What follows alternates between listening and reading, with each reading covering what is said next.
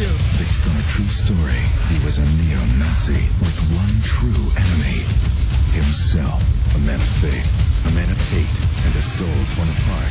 Viewer discretion advised. And good afternoon, Mr. and Mrs. Brilliant, and all the ships at sea. Well, perhaps you saw them last night on CBS seated at Tom Selleck's table. It's Don Geronimo and Mike Moonves. And thank you, Robbie, and hi, thank you for listening, everybody. Don and Mike Show, new episode on this Monday. November 3. Right. Hope you remembered your rabbit. You were on your own on that on this weekend. Here's the phone number from anywhere in America, 877-365-3636. If you're listening in Canada. CBS, no! Yeah. CBS rules, even in Canada, 800-636-1067. At Washington, D.C., 202-432-1067. Hi, Don and Mike. Buzz Burbank here. Hello, Tony. Is anyone listening? Hey, what happened? Shut up. Did you wash your ass today? Someone called for a doctor? Well, hello. Here we are. Yeah, hi. Thanks for listening. Wow, I didn't think I'd have a lot of weekend stuff to talk about, but I do. So get ready. And a lot of it involves people that work here. You were socializing. Yeah, I hate to socialize. I'll get into that in a second and why people should know that I do hate that. Listen, when I'm going home Friday night, every year I say this, so just give me 1 second to get it off my chest. Whatever happened to taking your kids like into a neighborhood? Hi, Charlie. What can we do for you? Hi, Charlie. Just passing through. Just in the middle of, here we go, starting a week of doing the show. How was your weekend, Charlie? And I can tell you, it was not great. I saw him on Saturday night. He hates to socialize more than you. When he got drunk, he didn't get drunk. No. His wife got, I don't know that she got drunk, but they were at a party and something happened. Right. Something happened with them. But I'm on the way home from work on Friday night, which is Halloween. Right. And I'm trying to figure out, I'm going past this shopping center by where I live, and I'm trying to figure out, well, there must have been some kind of, one of those mass, something's gone bad, because there's like 100 police cars outside. Of course, I'm exaggerating. There, in actuality, were 7 to 10 police cars that were outside, and fire trucks. And outside where? In the main road out front, the shopping center. And I'm thinking, well, now, what has happened? I'm thinking I'm going to call Buzz because I've got a newsmaker. Right. Well, as it turns out, there were all these cops and all of this stuff because the parents are taking their kids to the strip mall to go trick-or-treating. Yeah, that's a very popular new phenomenon. That sucks ass. That really sucks ass. And I'm not talking about from, my vantage point of having to just have an extra 10 minutes on my ride. That I don't care about. But imagine being a kid, you get all dressed up, and then you say, wow, where's the thrill of going house to house when instead you're going from the hair cuttery to the CVS? Yeah. Well, it is based, of course, on the fear of parents that they don't want to send their kids out into the neighborhood. Because we've become fractured as a society, right? It just drives me nuts. The poor kids, Mom, please, can we go to Orange Julius? I bet they give out full size. Yeah, I'd be curious to know if the shop owners that agree to do something like this actually hand out serious candy. Ding dong. Yeah. Long and Foster Realtors. I bet a lot of kids got 15% off something. No, Rob, coupon? I bet. Sure, why wouldn't not? surprise me. Anyway, it stinks. And you know what else stinks? Is CBS. The network? CBS at 75. I know. I'm speaking to a very small part of the audience now. What about 10 people watch that or what? Yeah, and I think 2 of them are in this room right now, Mike. So when you take Rob and I out of it, tell you this, though, count 3. When I was watching, okay, so you did tune in for a little bit, but you missed the best part of the show, and this is what has to do with the radio show, so everybody can think about this, and if perhaps you TiVo'd it, you can go back now and look. If you go to the table with Tom Selleck, the gentleman with the gray hair sitting directly next to Tom Selleck is the guy who used to be our boss and really still is our boss. Technically, probably, up the food chain is still our boss. Mm-hmm. Right. I mean, long gone are the days when we would be mad about something and he would fly down here to yell at us. Right. he would sit us in a room, and he did get on the shuttle. He's much too big for that now. That's right. But the guy that we knew back then would fly in from New York, and they'd say, hey, listen, he's coming. And then you'd sit down, and he'd just yell at you. But, boy, even back then, was it a big time when he'd come down here? Sure. Yeah, oh, my God, did you see some tight sphincters? Oh, yeah. So last night I'm watching this thing, and every once in a while I turn it on, and there he is. It's still strange because we don't think of him as a TV guy as much as a radio guy. No, and he's got, I mean, it's just funny. Because, yeah, absolutely, because I think at the core of all you think of him as a radio guy. And yet he's sitting there next to Tom Selleck. There he is. Leaning over to get a piece of bread out of and Carol Burnett is passing him the bread. And pretty amazing. It's that's Mel. weird. It's Mel, the radio guy. However, the influence of Mel and the fact that he comes from a radio background influences CBS all the way to their 75th anniversary special. Yes. Now, if this is not from my mouth to God's ears, the truth. They get done with the show. It's the 75 years of CBS, the television network that your parents' watched, and it's the I Love Lucy and all this. The Tiffany Network, they right? Go, that's it. Thanks for have a great good night. The very first thing they do was they come on to trade out the TVs. Now I know nobody watched this, so I'll have to explain it to you.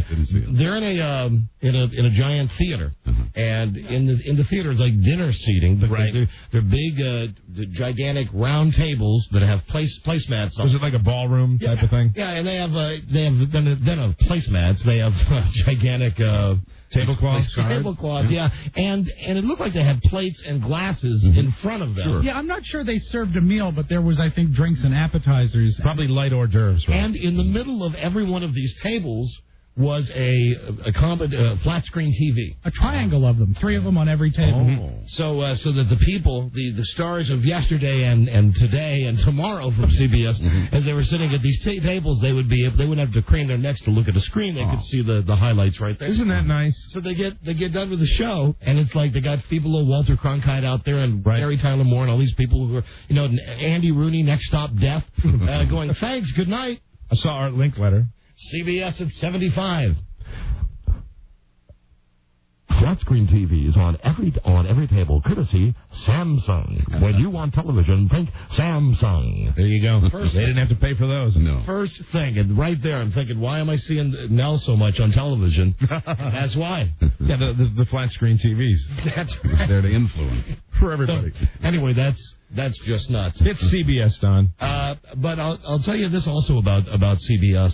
There's a guy I know, and he's a friend of mine, and I guess he's not I don't know if he's an acquaintance or a friend, but he's a guy. I see him and I say hi to him, and we talk. And his son works at CBS News, the real CBS News, the real one, the one that's on the Channel 9, and the one out of New York, the national one. And he was telling me that his son has worked his way up. I see this guy every once in a while and say, hey, my son got moved to this beat or this beat. My son's doing the Eye on America feature. So he's on camera. Yeah, and his son apparently, he said to me, my son was at the Santa Ana winds out there. We're covering the fires. Right. And that I guess his son had done some story. And it's funny to think that it still works at this level, at some level in broadcasting, where there still is, I don't want to say a camaraderie, but maybe a respect. This guy, his son, was excited because he had gotten some spots on the national news, and one day Dan Rather had come down after the broadcast and said to the guy, hey, that was a good piece you did tonight. There you go, just like broadcast news. So the guy's feeling good about himself, and I'm thinking that's in radio. I don't know if it was ever there in radio. No.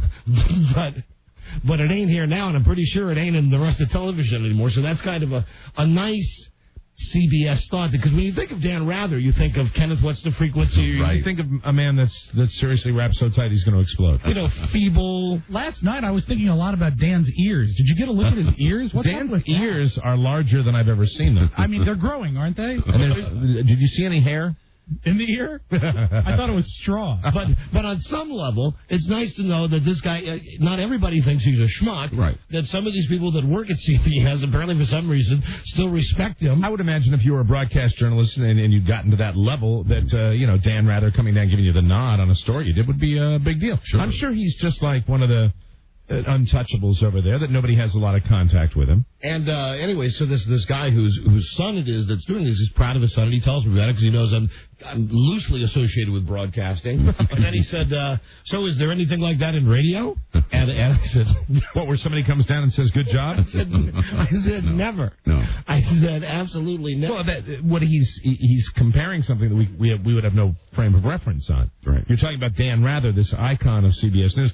There is nobody in radio, certainly in our business, that would come down and A, say that, and B, that we were respect enough to care. Right. Well, what about, I'll just throw a name out at you, Pat Goss.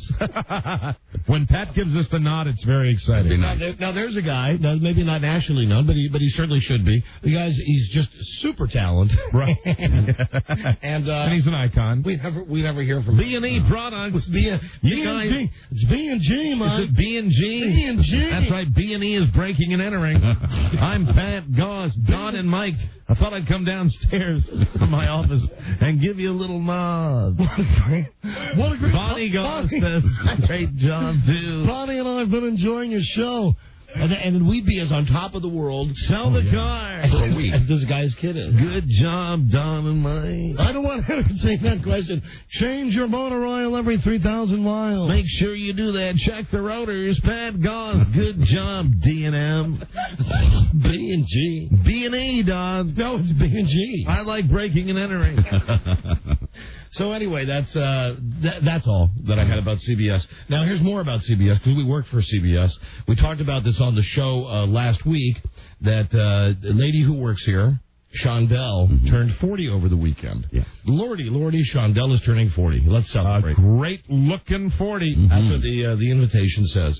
So I talked about this last week that. I was glad that Buzz was going, that Buzz and Marcia were going, because generally speaking, it's the way that I'm wired. I don't socialize well with hardly anybody, much less strangers.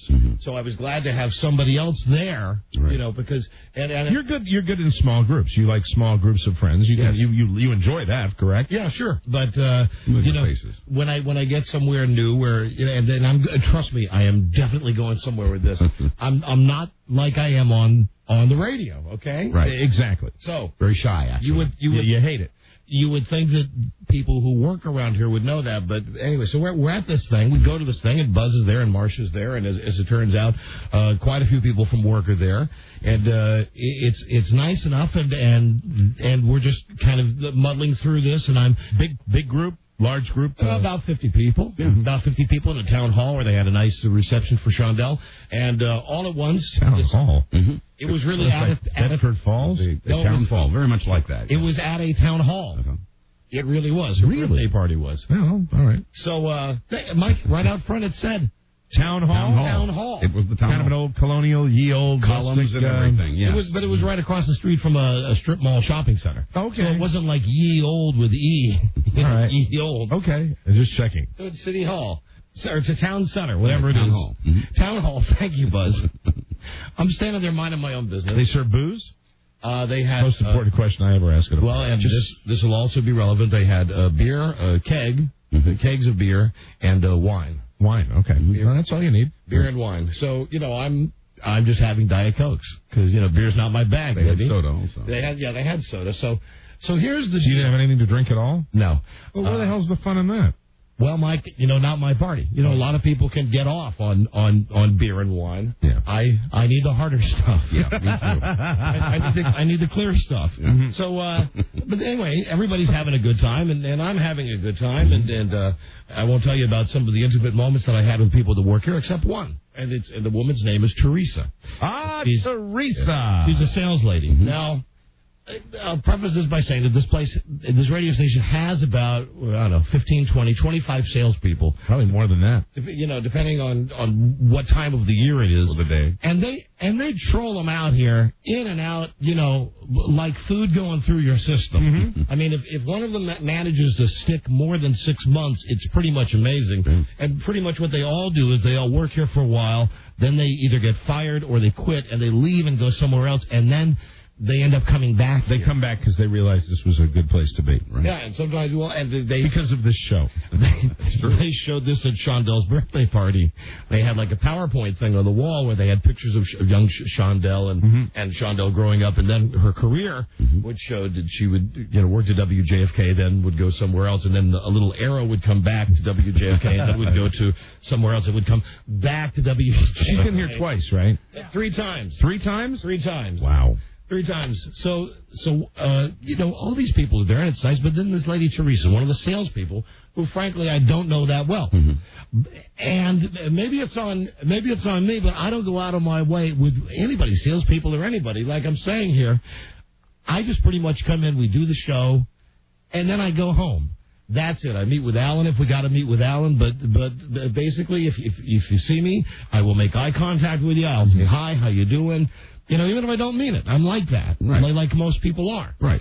And I don't know this woman. She's another one of the many salespeople here that every once in a while I'll see, but I've never actually beyond hi, which I think I've said to her on occasion. I've never had any conversation with her. Sure.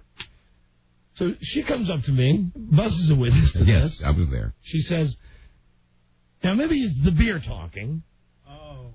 But I am talking to you, Don. And I looked at her and I said, I see that. She said, I am talking to you. And I said, and? She said, ha. What, Mike? No, I was just a general hello. I was actually just, I'm just listening. Let me join this. Go ahead. Okay. Well, she says, I'm talking to you because it's not allowed. And I said, says who? She said, really? It's not allowed. Listen, you're embarrassing me. That this really isn't true. Not to mention the fact that you're saying this to me now in front of all these people. I mean, Buzz is there, my wife's standing there next to me. I said, please tell Teresa, I don't have any kind of a rule. If anything, we've made fun of like movie stars that have this thing happening. You can't look at me or talk.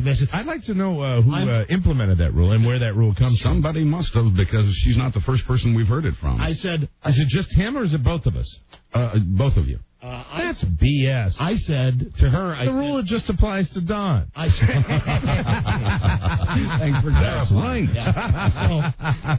So I said to her, listen, I gave her the whole speech. I said, I'm really shy, and my wife will tell you this. My wife's standing next to me during this whole thing, saying, I'm really quite shy, and the people that I know here, like Shondell and Madonna and the other people that I know well, you'll find that I socialize with. It's just I'm shy, and sometimes that comes off as aloof. And she would not. She was like an animal, just pouncing, saying, but I'm talking to you, and I'm not allowed to. And I just want to say, I'm a rule breaker. And I'm talking to you. She's a rebel. Wow. Yeah, and meanwhile, by this point, really, I said to her, I'm getting embarrassed now. I said, Teresa, please, you got to stop this. I'm really, because everybody in this little town hall now is turning to look at this. Right. And she's being loud? She's being very loud. So what I'm doing is I'm actually turning with my hand like over my face going, Jesus, I am really embarrassed. You were visibly embarrassed. I said, please, stop. I don't have any. Look me in the eye. I got no problem. She said, that's the rule. That's the rule. Nobody talks to you. I don't think she likes us. No, I don't think that's true. You don't? No, just the opposite. But if she likes us? Yeah, absolutely. Well, maybe she's behaving that way because she does think there's a rule. But she and apparently other salespeople in the building have been told not to talk with you guys. By whom? I don't know who Well, I don't we know must get to the bottom of this. Whoever's the boss of the salespeople, I guess. Yes, we must. We must get to the I want to find out today. I want to know if A, there is a rule like that. I'm saying letters a lot. And B, who it came from. Because I'm telling you, you want to make for an awkward moment. Oh, I can imagine at a party. And we were standing right by the food and the drink, and she was loud and a certain percentage of that, I'm sure, was the beer talking, But you're saying that what she said is based on fact. Well, she's not the first salesperson I've heard this from. Well, see, and since I don't talk to the salespeople, I wouldn't. How would we get to the bottom of this? Start asking salespeople where they heard it, I guess. I mean, when it's a rule is like, are you going to let it go? Or no. Here's what you want to think. And I asked, and as a matter of fact, Shondell, whose birthday it was, came over at one point, and I pulled her into this because I was desperately trying to get out of this embarrassing situation with this woman who works here and is a salesperson, but I don't really know, and it's not that I've singled her out, that I don't know her. It's just I come in and I do the show. I mean, that's it. If you're around, come up and say hello. I don't say hi to everybody every day. I don't give an S. I don't get it. I really don't give an S. I'm not real thrilled with it if that's the rule, though. That's so I said to Shondell, I said, wow, did you see that thing with the Teresa? She said, yeah. And then somebody else said to Shondell, well, then how come is it that Shondell is a salesperson, yet she's allowed to look, to look us in the eye, and it was me that it was being used as the example. How come Shondell can look you in the eye and can talk to you and get away with it? And then Shondell said, well, I don't know. I guess I was grandfathered in. Oh, no! Because I worked with you guys at the other station. Oh, God. It was the grandfather clause. Yeah, apparently. Well, wait, hold on. So, are we being serious here? Mike, that's why I swear to God I'm using There's Buzz. The grandfather clause. I'm using Buzz as my witness. Buzz heard all this. And there are a few rebel salespeople who apparently ignore the rule, who don't care about the rule and talk to you guys anyway. Wait, is this like social talk or pitching an idea or something like that? I know there's a chain of command. If they want us to do something, they have to go through our producer. Like the way that Teresa. This is like social talk? The way that Teresa said it to me, her original, finger pointing. But, she's off the hook if it's all legit. She said, I am not allowed to talk to you. I am not allowed to look you in the eye. And look I'm doing it. Oh, God. I was sitting there like... Could this be a line one thing? And now you see what a thrill it is. Mm-hmm. Come on, honey. Give it up. I'd heard jokes. I thought that was always a joke. And Don was so personally embarrassed by this that eventually he just had to say, I'm very embarrassed. You'll have to excuse me. And he walked away from finally. Really? Because it went on. Well, I'd be embarrassed, too, especially if it was loud. It went on and on. And she wouldn't. But obviously. She was like a dog with a chew toy. If this was the rule, it would bother me if I was a salesperson with a radio station. Think about this, though. What does she think? Does she think I'm full of S? If there was a rule... Well, if there's a rule about us, shouldn't we know about it? Here's what I'm saying, Mike. If there was a rule that we had endorsed, and she came over and said something, I'd say, hey, don't forget about that rule, baby. Right. But when she comes over and says this, and then I look her in the eye, and I say, I don't know what you're talking about. There's no rule. Right. And then she won't let it go. Obviously, it's a rule that somebody passed along. But if the rule is... How ridiculous is this? If the rule is about us, or in this case, because you weren't with me, right. And I'm saying to her, there is no rule. It's funny is what it is. Then why doesn't she just let it go? And then I find out... that was the beer, I think, yeah. You think so? Yeah, that's why she kept repeating. You know what? And I really thought she didn't like us. I know Teresa. And I thought she just had a problem with us. No, I think Teresa likes everybody. If that's the rule, and if somebody gave me that rule, and that was all pent up inside of me, it kind of explains the way she has been behaving. And perhaps others. What a great rule to have, though, if you had it. And we're going to call our agent immediately. I'd like to find out. Yeah, ask for our contract, sure. And ask for it. But, maybe you can get other rules. But no, we don't. Anything you want. That is like... getting the certain M&Ms taken out of a bowl of M&Ms. That's diva crap. Anyway, I thought you'd find it interesting. John, I am upset, and I want to get to the bottom of it. It was a big. No one's coming in. No one's volunteering. Nobody's giving any input. No, this is bad. This is very, very bad. I'm not even to the drinking and the dildos yet. Oh my God! Wow, what a party! And Buzz, who has a new nickname now, his name is MapQuest. Really? Yeah, I got so much more to tell you, other than our reputations just being walked all over. Now, speaking of walking, we are going to walk now. We're going to take a commercial break, and we'll most likely leave the studio. And as we do every day, we will walk past Colette, the receptionist. Mm-hmm. I'll be outside, out in front of the building. Sure. And anybody wants to come out and say hi, they can. Well, honestly, though, we have a pretty good group out there. Don't force it. Yeah, natural. I just want to say, keep enforcing whatever rule it is you've been enforcing. Just keep enforcing. Do you have a theory now on who it might be? Where this has come from?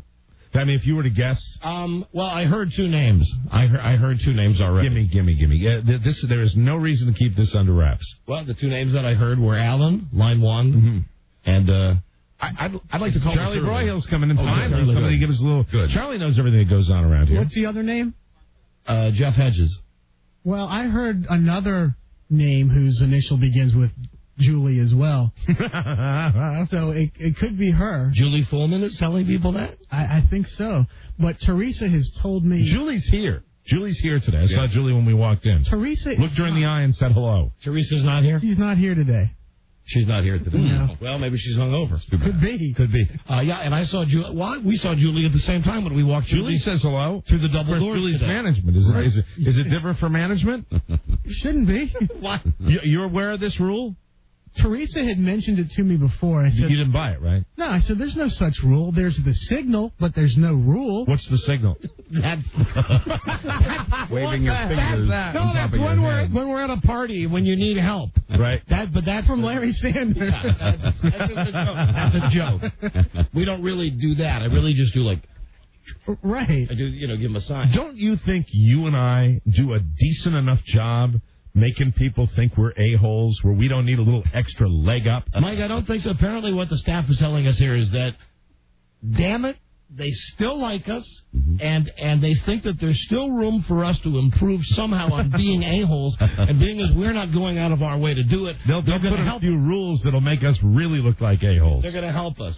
Okay, so I chalk this up to a misinterpretation of the chain of command that Mike mentioned before. If you've got business, there are channels you're supposed to go through, and I think that roule has become misinterpreted that you can't even say hi. I think you're being kind. I think this sounds like a different rule that maybe don't talk to them. Let's find out. He said that as someone who spends 100% of my time with me, right, and I do spend every second of every day with me, it's no great treat. It's nothing that it's nothing you need to have a rule for. I'm not that people can't talk to you. Yeah, you're not missing anything. I mean, if you want to, go ahead. I'll talk to you. What the hell? But I'm frankly not that. You know what I mean? Well, you don't like that. It's not that I don't like it. It's that what do I bring to the conversation? Ours? We have festive. Well, no. You and I. This is different. We're talking about in real life now. Right. Strangers. Yeah. Which most of the salespeople are. Right. Strangers. Right. It's not the way. All of them. Wait a minute. Dead men walking. Hold on a second. It's different. This is going to stop, and I'm going to get to the bottom of this because I'll tell you why. Because when we used to work at the other place. Good. Well, you do it because I don't want to talk to these people. Way back when we worked at the other place. It was great. You got to know, and you know what? We're missing out on material here. We don't know the quirks and some of the weirdisms of some of these new people. They might be borderline psychotics, like some of the great salespeople we've had before. Like Teresa, Tiny Teresa, as she will be known on this show. I thought Teresa didn't like you and didn't like me, and now if there was this rule and she was adhering to it, how would a guy on the phone know this? He says it was in a memo. I hate to go back to the past, so I know you don't like it. That's all right, Mike. I remember something a couple months ago where you had Tim McWilliams in the studio, and it was some memo about disturbing on-air that's talent. right. Mm-hmm. No, but listen, hold on. No, that's right. That's what Tim was bitching about. But here's the or maybe he was. That's probably where it came from, and we didn't know anything about it. And Tim told me at the time that he had been told that salespeople were a lower class around here than on-air people. You know what? A lot of S is starting to really make sense. Yeah. Well, I don't get it. I still don't get it. I remember that day that we read the memo from Tim, or the email from Tim, that he was mad. You know what? Right? Really, I'm sorry, and this is pissing me off now that I'm thinking about it. Because the fact is, hello, John. It used to be a lot more fun. John. I remember when you had all the sales guys coming in, and I thought it was Ken Stevens didn't want anybody coming into the studio. Yeah, but see, we're not talking about salespeople coming into the studio. This broad's coming up to me at a party and saying, in real time, in real life, not on the radio, that she's not allowed. I'm going back into the cubicles back there. I'm going to stand on a desk and make an announcement. Right, thank you, my friend. Do I have your blessing to do that? No, not yet. I'm not sure if I want to comment. You comment only on your own. Oh, that's ridiculous. You're 50%. I know you're connected. You are connected. I don't know. I'm going to say they can talk to either one of us. Okay. Isn't it good? We have gotten material out of this over the years. No, before you do that, see, what you're doing is like you're accepting some kind of blame. They should know. Hey, listen, they have friggin' radios. We're on in this building. They hear us saying this. Mm-hmm. I don't think we have to go around with the Pied Piper and say you can speak to us. But if you'd like to investigate to see where the memo, the rule came from. Now, why are you rolling your eyes now? I'm not sure I want to put the effort forward. Because really, at the end of the day, it's still, what it is. And there are a lot of new people there. But I mean, it's the way it always shakes out is the new people have their little quirks and their little deals, and we get to know them. And we used to know every single salesperson that works in the building. At Wava, we knew everybody that worked there. Here's the thing. That was back. We didn't like them all, but we knew them all. That was back in the day before it was what it is now, which is big business. When you would have 10 people that would sell the radio station and sell your show, and those 10 people would stay there for 5 years. Mm-hmm. Now they're coming in and out like I don't know, like Jennifer Lopez and her fiancés. You know, they're fast. All the time, fast. Come on, Tiger, don't let this get you down now. It's not getting me down, but if it's even remotely true, come on, it is slightly disturbing. I only bring it to your attention. It makes us seem like, oh, don't talk to us. Yeah, but God almighty. Come on, it's funny. Why not? It is funny. Why not mention it on the radio? You know what the deal is here? He wants the rule to stay in place. Be careful what you wish for. No, I really don't. I really don't. Because I'm telling you, this sounded like it. No, I'm telling you. What you're hearing talk now is the not the booze. It is the embarrassment that I felt on Saturday night. Okay, I probably would want to low key the whole situation. But it's like, I've walked in, I've met Shondel's mother and father and all these other people. I've chatted with them, and all of a sudden, with all of them within plain sight, boom! I'm not allowed to talk to you. There's a rule. Don't make eye contact. Right. And look what, and if that rule was implemented, look what it made happen. It made that happen at a party, and that's ridiculous. Yeah. And it's not like I'm even mad at anybody making the rule up, but whoever made the rule up, if they think we wanted it, that's ridiculous. What a funny place. What a funny place. It is really. I would like that rule with Alan Linewand and Michael Hughes. Hey, everybody else is free? Yeah, but I'd love that with Alan and Michael, the guys who are the management here. Right. Love that. Really. No looking, no talking. I swear to God, though, it's making sense to me now. What is? The whole deal. I was thinking that it's just not the way it used to be, that these people just behave differently. Well, listen, hold on. And we got to do a break here. But I just want to say, with no offense to these people who may become future friends, maybe. Really, well, based on what I'm going to say, Rob, how stupid are you? Really, if somebody said to me, oh, listen, here you're working here, but do not make eye contact with this person or do not speak to this person. Even if I was working somewhere, I don't know, if I'm working on the David Letterman show or Saturday Night Live, and they say, and I'm just a peon intern, and they say, listen, whatever you do, don't look Will Ferrell in the eye or don't. I would, if I saw him coming down the hall, I'd look him in the eye. Hey, a-hole. Right? How you doing? Right. Listen to this. This is from Larry Sanders. Marty, I'd like you to meet Brian. He's substituting for Darlene while she's on vacation. Oh, welcome to our little family, Brian. Little tip. Don't speak to Larry unless he speaks to you. Have fun, my boy. Nice suit. Like that. That's a TV show, though. Right. This is real. Okay, we're gonna break. Williams just went down the hallway. I don't know. He didn't want to look in here. No, and that started another thing with Teresa that I did say. Well, I do enforce the rule about not stopping at the window. Mm-hmm. Oh yeah, and she said, why is that? I said, well, because a lot of times we're in the middle of doing something and we're on a delay, and what you don't hear what we say for like 16 seconds, and if you're moving like clients and stuff by, we always feel like trained pandas when somebody's at the window. Just keep them moving by. So the window thing is totally different. Yeah, and you just saw Tim, one of the sales guys, walk by a moment ago. All right, well, Mike, go find out everything you can during this commercial set. No time, Don. Got to go out for a smoke break. Oh, come on. All right, well, then chat with the guys in the Cancer Corner. Okay. I'll find out. See what's happening. I'll do a recon. I will be right back, everybody. This is the Don and Mike Show. It's time to get rid of those scary old phones. Switch to Singular and treat yourself to a new phone. Ooh, very scary. Get the Sony Ericsson T226 free after a $20 mail-in rebate, Don. And you know who likes this phone, Mike, who endorses this phone? Who? Pocahontas. Mm-hmm. She says the Sony Ericsson T226 takes pictures and emails them instantly, and it's wireless, internet capable. You'll love the picture caller ID and the downloadable polyphonic ringtones. I only had that one. But don't use it to call us. No, please, and no eye contact. Yeah, on the picture phone, no eye contact. It sure does, Mike. It sure does. If you want a calling plan for the whole family, you can keep connected with a Family Talk plan. You can add a line to your calling plan for $9.99 per line per month on plans starting at just $39.99. Pay no roaming and no long distance. How about that, salespeople? Singular has what you want. Switch to Singular right now. Tell them Don and Mike send ye. Certain restrictions apply. So you have a Singular Wireless store for details. Ooh, scary commercial. Boy, it's great. WJFK. Who don't you talk to? The Don and Mike Show. This is the Don and Mike Show. I want to get Capone. I don't know how to get him. Want to get Capone?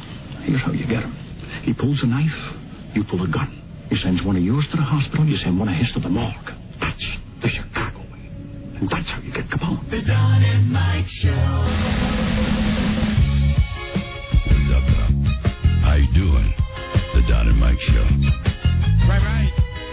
Thank you, Dude Walker.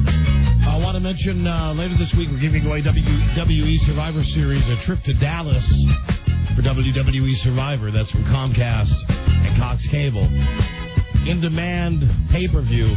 A trip to Dallas Sunday on November 16th. We'll give it away later this week, courtesy of the WWE. Okay, what did you find out outside of Cancer Corner? Just a couple of things. Got a little recon. Talked to a couple of people. Talked to the party girl, Shondell, who celebrated the birthday over the weekend. Right. Talked to Jeff Hedges, who is one of the managers here. Right. They both had the same kind of. They both had the same kind of story, which is this policy stemmed from a regular policy of salespeople aren't supposed to approach us with any promotions. They're supposed to go through the channels like of the producer to do that. Mm-hmm. And what both of them said was that they think that's what this came out of, that this was interpreted perhaps by other salespeople to be don't talk to them at all. Okay, but how does something like that, which incidentally I don't think only applies. Got a little insight on that too, Teresa. Into us. It only applies to everybody here. They put a sign on the door that doesn't just say us, that just says salespeople don't talk to disc jockeys, about promotions and stuff. Which is fine, and that's the way it is at many radio stations. So you're finding Teresa the guilty party at this early point? I just haven't gotten any information that there's really nobody that is claiming that there's been an edict about just not even talking to us socially, and both Shondell and Jeff kind of echoed the same type of sentiment. Alan, Don, and Mike. What a ridiculous policy that is. No, come on, Alan. No BS. You're on the air. You know that, of course. Yeah, of course. You just told me. So here you are. Although I don't have to tell you because, you work here. And I'm calling inside the building, so I get a free pass on that. What is this? This lady Teresa really, I'm at Shondell's party. It's another saleswoman. How could she invite me to her birthday party when she's not allowed to look or speak to me? Yeah, I think they've taken things way too literally. Alan, what was the original rule? Well, I think the original rule, I don't know if it was Mike or you who just mentioned it, but the original rule was any promotion or anything to do with a client, go through producers. You can't talk to the talent directly. And that's not only for us, right? Isn't that for Ron and Fez and everybody? Yeah, it's everybody. Pat Goss, Bonnie Goss. Yeah, everybody. Larry Michael, the whole stable of JFK. Larry Michael. The whole shooting match, right. So anyway, Jitters, listen, how does this work? that it goes from, which is incidentally the way it's done at most radio stations, that the salespeople aren't allowed to go to the disc jockeys because the disc jockeys, we're dumb. And here's why they don't want them to come to us, because they'll come and they say, hey, would you want to give away something on your show? And you go, I don't know. And then they go, well, listen, here's a free car battery for you. Exactly. If you give away these car batteries. And then you go, well, a new car battery?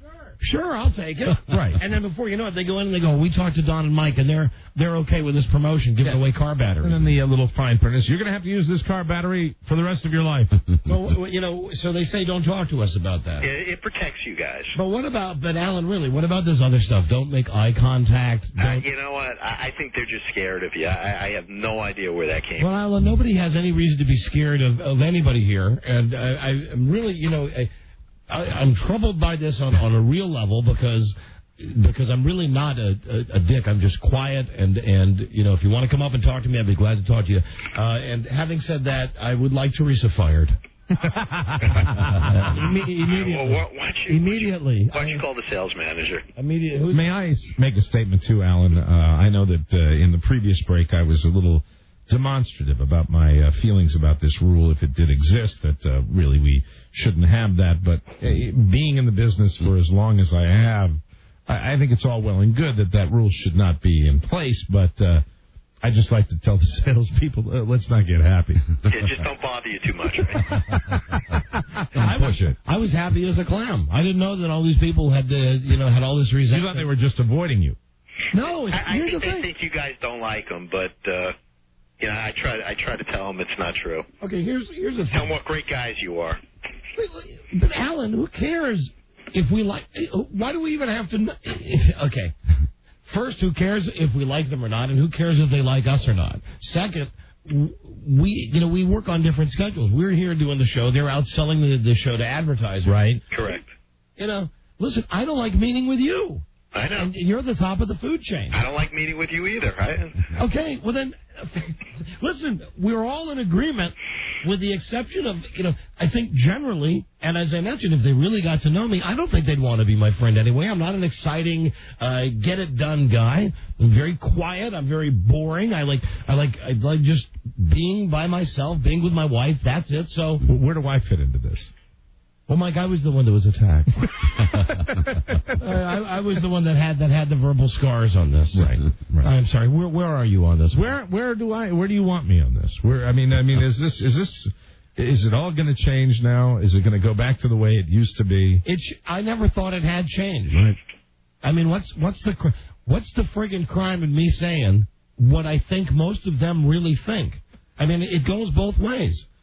If I think you're interesting, I guess I'd like to be your friend. Mm-hmm. If I think you're just another schmuck that works here, you're just another schmuck that works here, and I'll say hi to you and nod my head to be polite. But hey, listen, isn't that what we all do? Mm-hmm. Don't we all fake being nice with each other when we're at work, no matter what job we're at? Yeah, I suppose you're right. It's not ass-kissing. It's just like, hi, how you doing? Hey, how you doing? Mm-hmm. That's fine. If I want any more, I'll ask you a question. And then conversely, if you do, ask me a question. But don't be offended when I say that I'm pretty sure that, most of you just wouldn't make the cut. in my very small selective group of people who I think can tolerate me, you wouldn't make the cut. And I think that if there's any kind of requirement to memorize names and to know names... we'd all be in trouble right now. Yeah, right. So, Alan, what are you going to do about this? Because here we are now. We are unhappy. Well, I think you've just handled it for everybody. I think you've just set the record straight. Well, if you could pass that along, I think I would appreciate it. You want a memo? Would you please put a memo out? I'm very serious to say that there is no memo saying that you don't have, there's no eye contact thing. So you want a memo speaking to the fact that it's okay to have eye contact with Don and Mike? I think the memo would read something along the lines of, we realize there is a policy not to approach talent about promotions or sales events, but as far as, approaching talent, anytime anybody wants to say anything, it's fine. I'll get that message through. Okay. Right. Would you put it in a memo, please? Can you write a creative memo? Please. Yeah, I can't do it this afternoon, but I will do it for you. Can't you delegate it? Alan, I tell you what. Okay, I'll go talk to Julie. I'll have Julie do it. I tell you what. Here's the deal. The race is on because I bet that I could get the memo out faster than you could. If I put a memo out just saying from Don and Mike, we will sign off on it. Buzz, you ready to get this? Sure. To staff from Lord Don, Lord Mike. Hello, peons. You may speak to either Don or Mike on any non-radio related topic. Got it. And ring kissing is also encouraged. And then put in parentheses, that's just for Mike. Got it. Who's writing it now? Got it. Then another P.S. Mm-hmm. Don's not that great to be around anyway. What are you missing? You're not missing anything.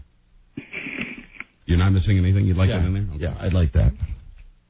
Done. You got that? You got anything else, Mike? No. Robbie, you got a message you need? Because we'll get this memo out, put it in everybody's boxes ASAP. No, I think it's... All right, Buzz, would you read that back, please? Yes, it's to staff from Lord Don and Lord Mike. Hello, peons. You may speak to either Don or Mike on any non-radio related topic, and ring kissing is also encouraged. That's just for Mike. P.S. Don's not that great to be around anyway. You're not missing anything. I like that. And then we'll sign it. Julie and Teresa are on the warm line, and I just wanted to weigh in. Alan, great appearance on the show. All right, there he is. Was that you, Mike? There he is, the jitterbug. Everybody, the jitterbug. Alan Good. Oh, wow. Alan line one. That was actually a Freudian compliment you gave him. Goodbye, Al. All right, see you guys. Alan. All right, now joining us, Julie, the sales manager lady, and Teresa, the lady from Saturday night. Hello, ladies. Hi. Hi, girls. It's actually just me, and Teresa's right next to me. Yeah. Well, we've put out a memo, and I think all problems will be solved when you get the memo that we've just put out. Is Teresa afraid to come on the show? No, actually, she wanted to say hi, so she's right here. All right. Is that allowed? Hi. Hi, Teresa. Hi, Teresa. Hey, how you doing? How are you? Hi. Don, I just want to tell you how great it was talking to you the other night. Great talking to you, too. Great being talked to, I should say. I know. It was talked to. It was a little bit of the beer. No, okay. Teresa, so now that it's not the beer, who really told you this ridiculous rule? Because I tried to tell you, but you wouldn't accept it from me. Who told you there was such a ridiculous rule? Well, I've been in the business a really long time, and it was like urban legend. And then I got here, and then I just... You what? It was just understood in the sales department, and then Charlie told me that he protects you from all of us. Okay. So then I was like, okay, well, then I won't look at them, and I won't talk to them. So this all came from you. Wait, hold on. Then the whole looking and talking thing. It came from you. You're the bad one. Me? It's your fault. You. I'm not bad. No, we have... That's right. We have just... No, I'm not bad. We have just heard a confession. It's this... I am not agreeing to anything. I am not bad. You just said it. No, I did not. Hoping she was. This stems from you. It does not. It does. Teresa, you just said yourself. Good. You just said... No, I am not bad. No, you just said... And can you imagine this brought with a couple of beers in her? And so I'm guessing you're sober now. Buzz, I need a PS on the end of the memo. Okay. If you don't mind, all right. Okay? No. And PSS. Teresa can't talk to you. PSS. All right.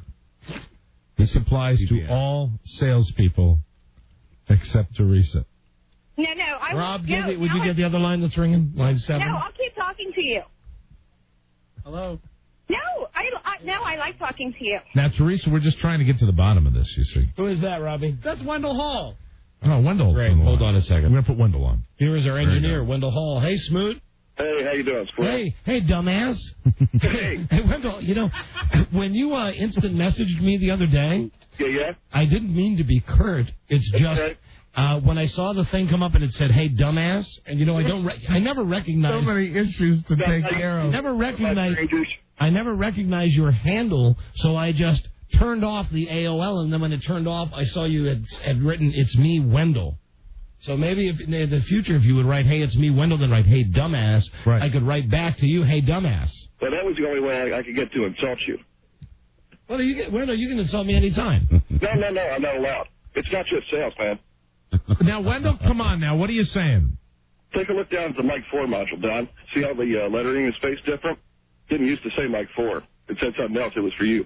Because I was going to jerk your chain, they made me change it. Why? You mean the yellow button that says Mike 4? No, where the board is labeled Mike 4, the LEDs there. Oh, I see. What did you want it to say?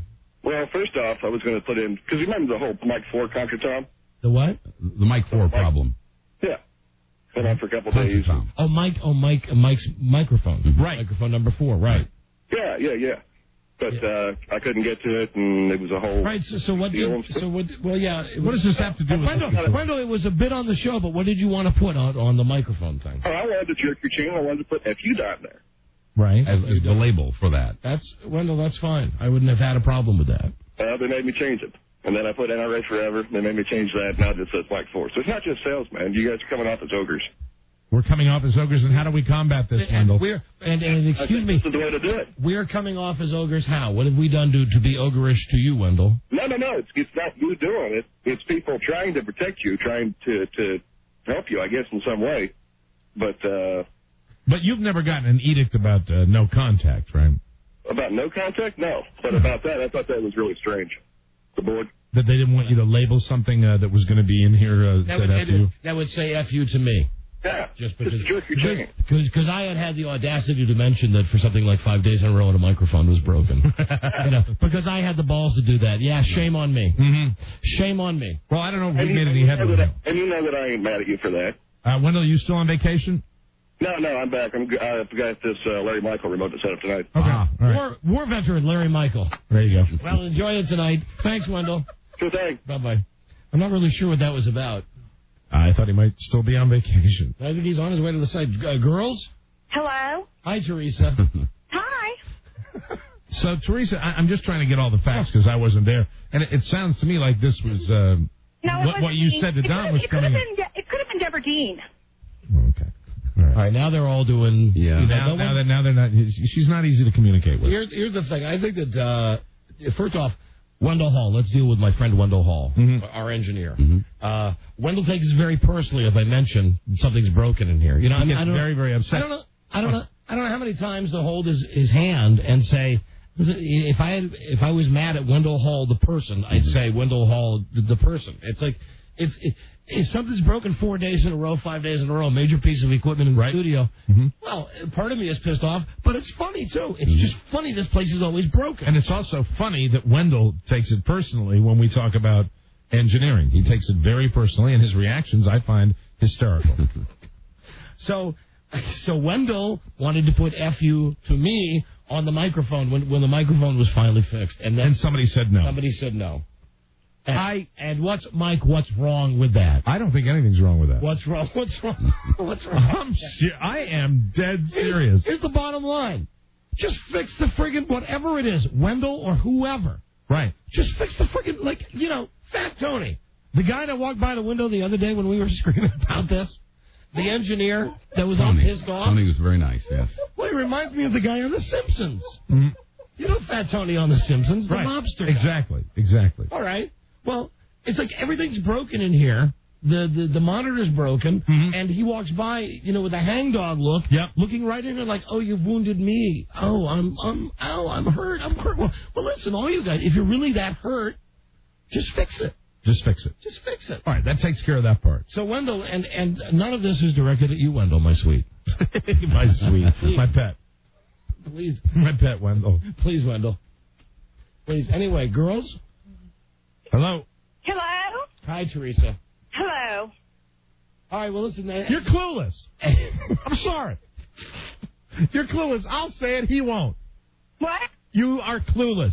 No, actually, I am not. You are. No, that is so not true. I'm not. You are. I've worked with people like this 18 years. Way to step up. I'm not clueless. You are, Teresa. You're clueless. How nice it is for once not to be the one to say it. Thank Sorry. No, Thank you, Mike. I don't make many enemies in the business. If you don't like me because I'm saying that, come on. Get with the program. We're not like that. Does anybody smell smoke? Because I'll tell you what we're doing today. We are burning bridges today. All right. Oh, guess what? Okay, you can think whatever you want. I'm not clueless, and I am not stupid. That's right. I never called you stupid. Who called you stupid? That's what I heard in my little earphone on the cell phone. This is in your little earphone on the cell phone. This is like the conversation the other night, honey. You're not listening, Teresa. Nobody called you stupid. That's what I hear out here. What? I'm out in Shirlington. That's what I'm hearing.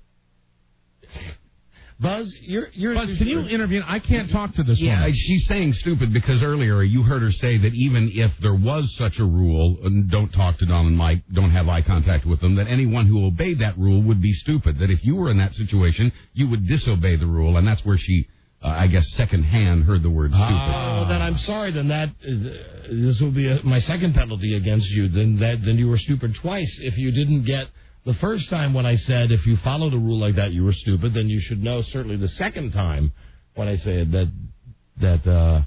Anyway, great talking to you. Okay, hey, it's great talking to you. Have a good day. You too. Thanks for making my night Saturday night. Oh, You didn't make right it, back at you. You didn't make it too awkward for me there. With all those people standing there. I'm just trying to mind my own business. And don't spread rumors around this building that we're like that, because we're not. You can say whatever you want, but you don't know me, so you don't know me well enough to say anything about me. So what's with this coming up to me at the, come on, honey. Jesus Christ, it's embarrassing. There were the people there. My wife was standing there. You on the line still? Oh, yeah, I'm just listening. Yeah, well, any response? I'm just listening, and I just said hi to you. And I said, hi, I wanted to introduce myself outside the office. So I did, and I'm so glad that I broke the ice. Yeah, but you didn't do it just like that, Teresa. I mean, you didn't come up and just say hi. I wanted to say hi to you outside the office. You did But come maybe, up. but maybe I had a few beers in me. Okay, yeah. Mm-hmm. So how would you respond to that? What if that I can't handle my liquor? I don't know. I wouldn't know. Oh no, that's a definite. That's a definite that you can't handle your liquor. Oh no, yeah, that's true. 2 beers, that's it. See you at the Christmas party. Oh yeah, see you at the Christmas party. All right, we'll see you there. Okay, bye. Hope not. Bye-bye. Bye. Bye-bye. That went well. Yeah, I thought that went really well. We used to have a tombstone in the lobby. I'd like a new granite engraving that just says, I'm sorry, you dealt with that, and you dealt with that with a few beers? I can imagine you went nuts. And I was just drinking Diet Coke. Wow. All we need is a plaque out front that says, this is a funny place. John Norman has a sign. That said what? What's it say? But, we've said it for years. What's now? See, I think we here's the stepped thing. into something. Okay, I think I know where maybe the problem is. Here's the thing. Oh, Mike, our memo is out, incidentally. Okay. Our memo to staff from King Don and King Mike. Oh, very good. RE the rule. It's the rule. So it's out. There it is. Hello, peons. You may speak to either Don or Mike on any non-related radio topic, on any non-radio related topics. Ring kissing is allowed. This is just for Mike. P.S. Don is not that great. You're not missing anything. P.P.S. This applies to all salespeople except Teresa. Very good. And as you can see, it's out. There's the memo. It's there in you go. everybody's mailbox. We got the press release out. This is a funny place. It is a funny place. Okay, hold on. We got a break. We'll be right back, everybody. This is the Don and Mike Show.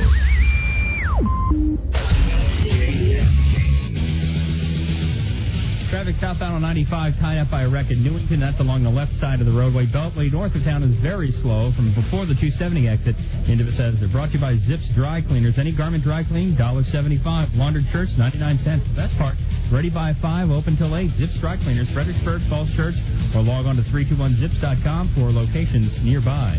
I'm Shondell Riddle for the Don and Mike Show, WJFK. Look, I'm not back in 10 minutes. They call the cops. Standard operating procedure. Here's some standard operating procedure. Stay the away from Tony Soprano. Shut the up and listen. It's over. Capiche? Over and done. You call or go anywhere near him or his family, and they'll be scraping your nipples off these fine leather seats. The Don and Mike Show. You can call Don and Mike anytime from anywhere in America. 877-365-3636. They're ready to believe you. Uh-oh. Sounds like somebody's got a case of the Mondays.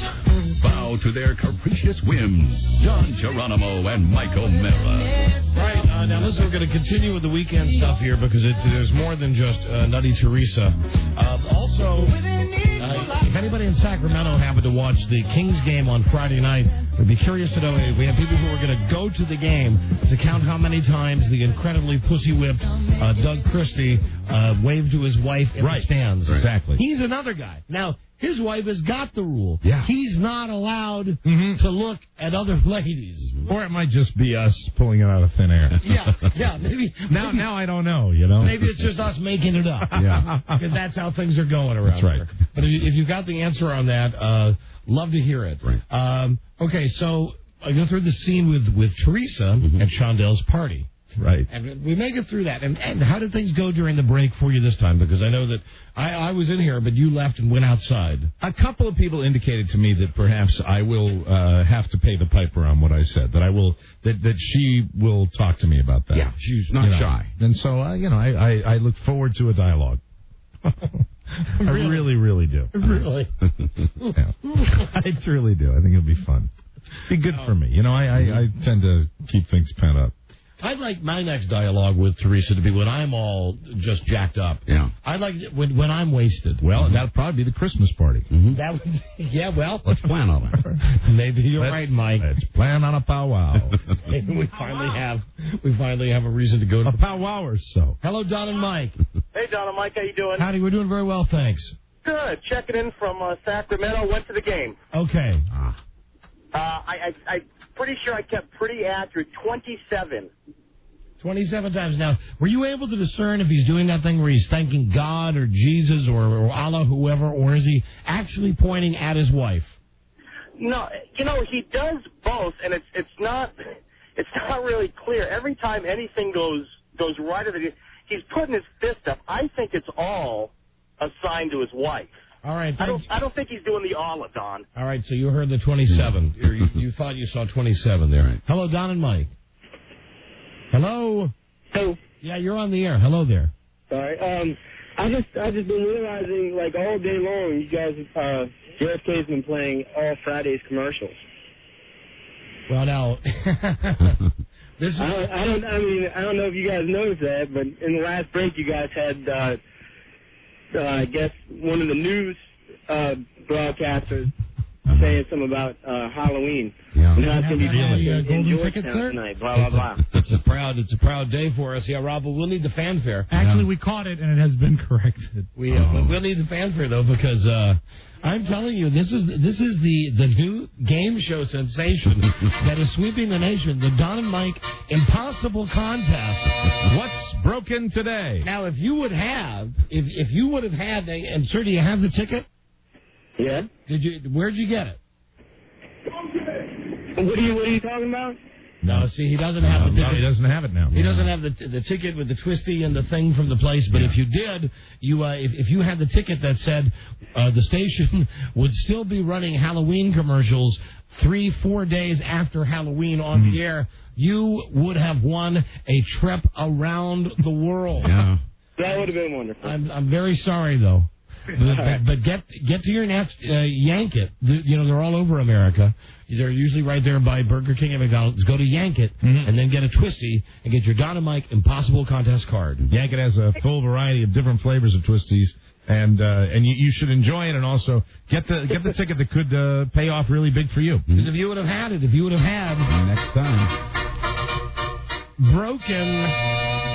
But not technically broken. A problem in the makeup of the radio station, playing the commercials. It could be Wendell. And remember, all Yankee stores, the original twisties. And no, it's not Wendell. That's not his department. No. Now we're bringing the Don and Mike Impossible Contest game into an entire another bowel of the radio station. Yes, playing commercials when they have already expired. That falls into a totally different category. So Halloween was Friday.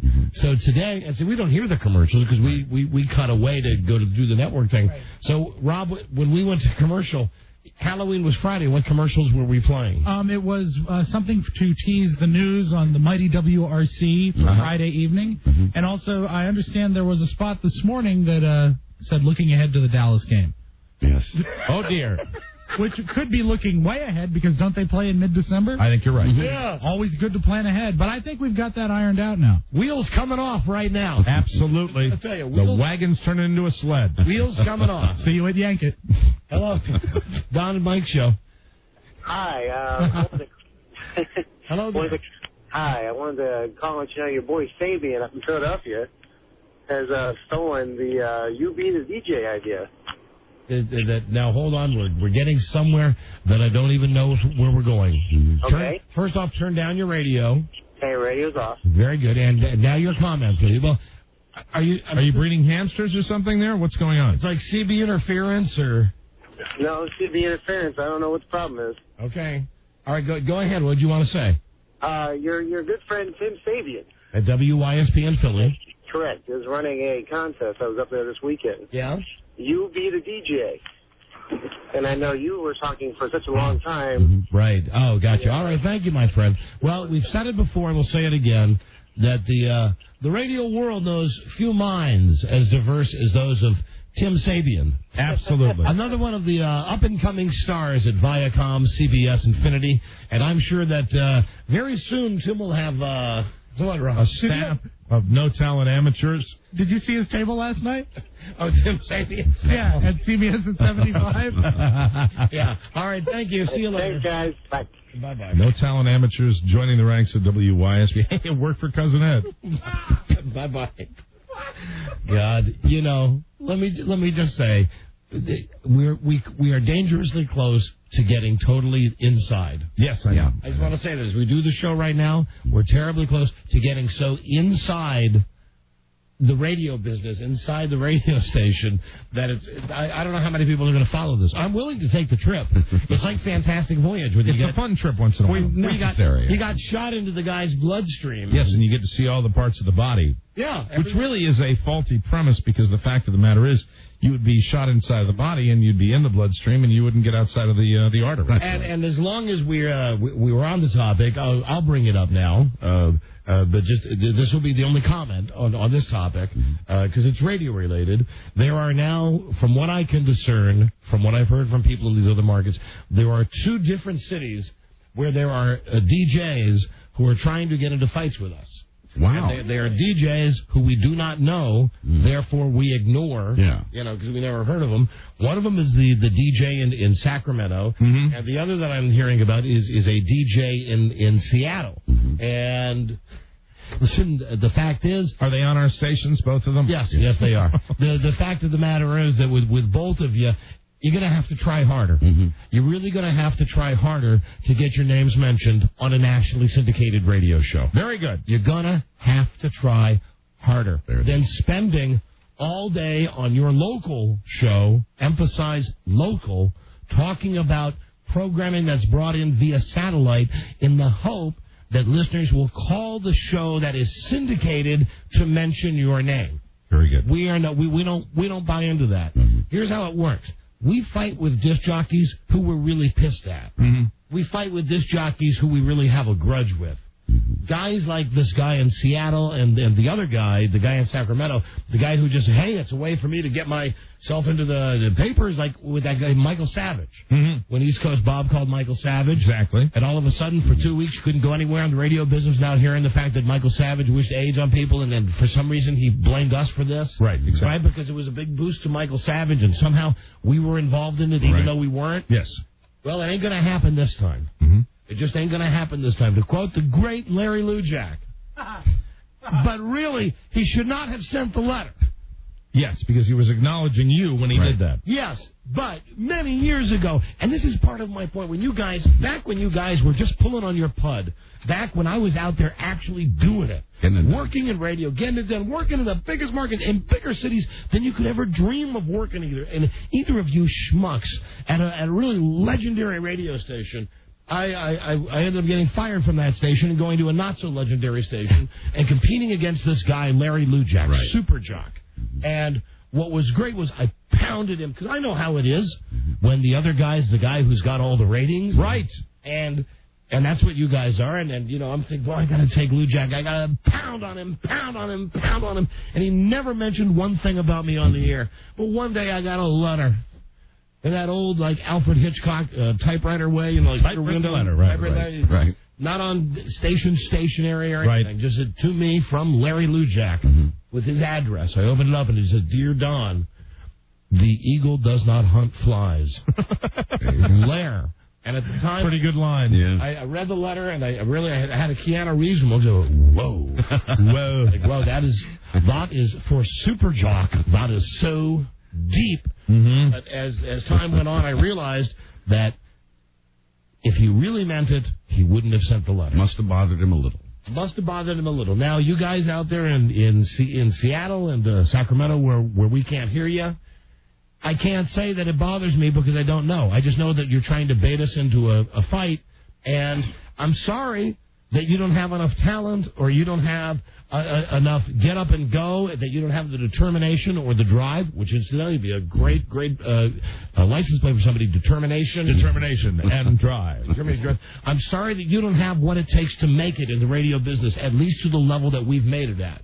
But don't use this show as your stepping stone to get somewhere else. Ain't gonna happen. It ain't. But anyway, because we're getting like faxes and stuff saying, oh my God, this guy's talking about you, and this. Yeah, and everybody loves a little radio war, but you got to make them. You got to pick your fights and make them worthwhile. That's right. Yeah, and God knows we got enough going on right here. Oh yeah, listen to what's happening inside this radio station. Exactly. We don't need to fight with disc jockeys from other cities. My God, they're foolish people all around us. We got it here. Hi, Teresa.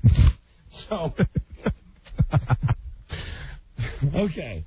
Here we go. I'm going to try to move away from the entire Teresa topic for right now. Well, you're still talking about your weekend, though. And was that the only thing that happened at the party? Did you have any other moments I've got a great setup. No, that was not the only thing that happened at the party. That's a legitimate question. So I had my scene with Teresa, and then at one point I said to Buzz, Christ, let's go stand outside, because they had like a little outdoor area across the street from the strip mall where you could stand out there and have a smoke and have a drink and just not have to deal with all, So you stood outside of the town hall? Yeah, yes, on the front steps of the town hall. We did. There was a lot of us. There were like 17 or 18 guys out there. Very good. So we're just standing out there, and all of a sudden, out of the corner of my eye, now Buzz and Marcia came over to our home, and they drove us to this place. And it was about 20 minutes from where I live, and we had a nice drive, and we got there. I don't know, the invitation said arrive at 7. We arrived at about 7:30. I think so. 7:30, we were half an hour late. That's good. I had the fight with Teresa, not that I remember, but it was at about 10 o'clock. And then after that, we had moved outside. So I said to Buzz, I am flipping out with this Teresa. Right. Let's go outside. Get some air. So we're standing outside, and then Shondell, she's the birthday lady, she comes outside, and somebody says to me, you have to keep Shondell outside because her husband is getting the presentation ready for her inside. Okay. They're going to do one of these big This Is Your Life things. So I'm standing in front of the door, and Shondell keeps wanting to go back in, and finally I just said to her, hey, I'm not going to lie to you. You can't go in because I'm sure you're not shocked by this information. They're preparing something for you inside. Yeah, you got to stay outside. So they've asked you to stay out here. And she said, that's fine. And it was at that moment that the Broyhills came around the corner. Lisa before Charlie. Right. And Lisa had her... Just arriving? Just arriving. At 10 o'clock? Very late, 10 p.m. And the gift that Lisa had in a box was a dildo. Hallelujah! Not just any dildo. But then, now, Mike, this was a magic dildo that as Lisa took it out of the box and started to show Shondell how it worked, this baby had a motor on it, and you turn this motor on, and the penis thing started. Oh wow! So moving, the gyrating. It wiggled. It's moving back and forth, and then Shondell says at one point she says, "Now you have to come here and put your fingers on the beads." And I said, I don't know if I even want to be touching this thing. And she says, no, you're going to love this. Yeah, right, I'm going to love this. Yeah. I'm going to love this big, pink, pulsing, gyrating, which is make it sound like this, a big dildo. Yeah, that sounds like it's hitting hair. Let me just say, right below the mushroom area. Right. There apparently is a little band of like BBs and magic beads. And they're in some kind of oogie, the swirly latex type of thing. Stuff, and you put your hand there, you put your fingers there, and you can feel them rub against you. And I guess it goes. When it goes where it's supposed to go. I would imagine it'd be quite a sensation. It does the job. And did you like it, Buzz? I thought it was fascinating. Technology marches on. Shondell and all of the girls that were outside at that point were handling it. Started passing it around, and there was I hope that Shondell and Russ don't mind me mentioning this. I thought it was a great moment when Shondell's mom came out. Shondell was standing there with the dildo and said, "Oh, Mom. Look at my gift." And it was still it was like a snake. It was like it was like an angry snake, Mike. So obviously the gift was going over rather well. Yeah, they loved it. Big hit. And she was holding it up and saying to her husband, "Hey, I'm not going to have any use for you tonight." And then she goes, "Well, here, Don, try it, touch it, try it." And I'm wondering, where's the rule that says no one's allowed to talk to me or speak to me? Where is it now? Because you're hoping for it at that point. Because Shondell's got a gigantic, and I mean, listen, I can only compare it to myself. By my eyes, a gigantic, the Hulk's penis. It's what she got. Right. Gigantic pink thing that's moving. Huge. gyrating like it's like a. So it's out of the box at this point. Yeah, it's like a Six Flags ride. This thing is going. There's a lot going on. Yeah. Incredible. It's going crazy. Incredible. Oh, and then as long as we're naming names, I just want to say now we have mentioned Rhea on this show before. Mm-hmm. Rhea is another one of the sales ladies who we both speak to. Right. Who for a while there was a rumor of a romance between Mike and Rhea. Mm-hmm. Remember that was Mike's lunch date. Right. Anyway, Rhea and her boyfriend arrived, and I was shocked. And as soon as I saw him, I said, "How you doing?" And I got nothing from the guy. Okay. He looked at me and I went, "How you doing?" And I got nothing. Now, you hadn't been drinking, though. No, I had not a drop. I said, you look like Joey from Friends. Dead ringer. And, dead ringer. Anyway, he just went, yeah, and kind of, and I went, hey, how you doing? Right. But anyway, hi to him. I'm sorry if I pissed him off. It was a compliment. Yeah. That the guy looks like Matt LeBlanc. Yeah, good-looking guy. Mm-hmm. Is that the guy? That's the guy. That's the guy. Joey from Friends. Matt Perry's the other guy. Mm-hmm. All right, so then we get inside and we have the big presentation for Shondell, which was very nice and very touching. And then at that point, the keg was brought into play, and that's the last part. The next to last part of the story. The keg, the beer keg, was brought in. The beer keg, the beer keg was there all along. The beer keg did not become an integral part of the party until the arrival of Lisa Marie Broyhill. Mm-hmm. Let me just say that. Interesting. Lisa Marie Broyhill, Charlie's wife, Fatso's wife, not only brought the dildo that immediately broke the black cloud that had been Teresa. Right. She also then turned the night into a night to remember. Really? Yes, well, she did. Well, please explain. Well, right after these you commercials. tease. Of course I do. It's what I do. Uh-huh. We'll be back, everybody. This is the Don and Mike Show. What brings you here? I heard about your trouble with Fat You. Thought I'd come to lend a hand. Thank you, my son. He's Fat You. He's my own student. The 5 city monks, they've all been killed. It was Fat You and his gang. Where's Fat You now? Well, I'm not really sure. What'll we do? As for Fat You, deal with him as you think fit. The Don and Mike Show. National treasures. Don and Mike. Yeah.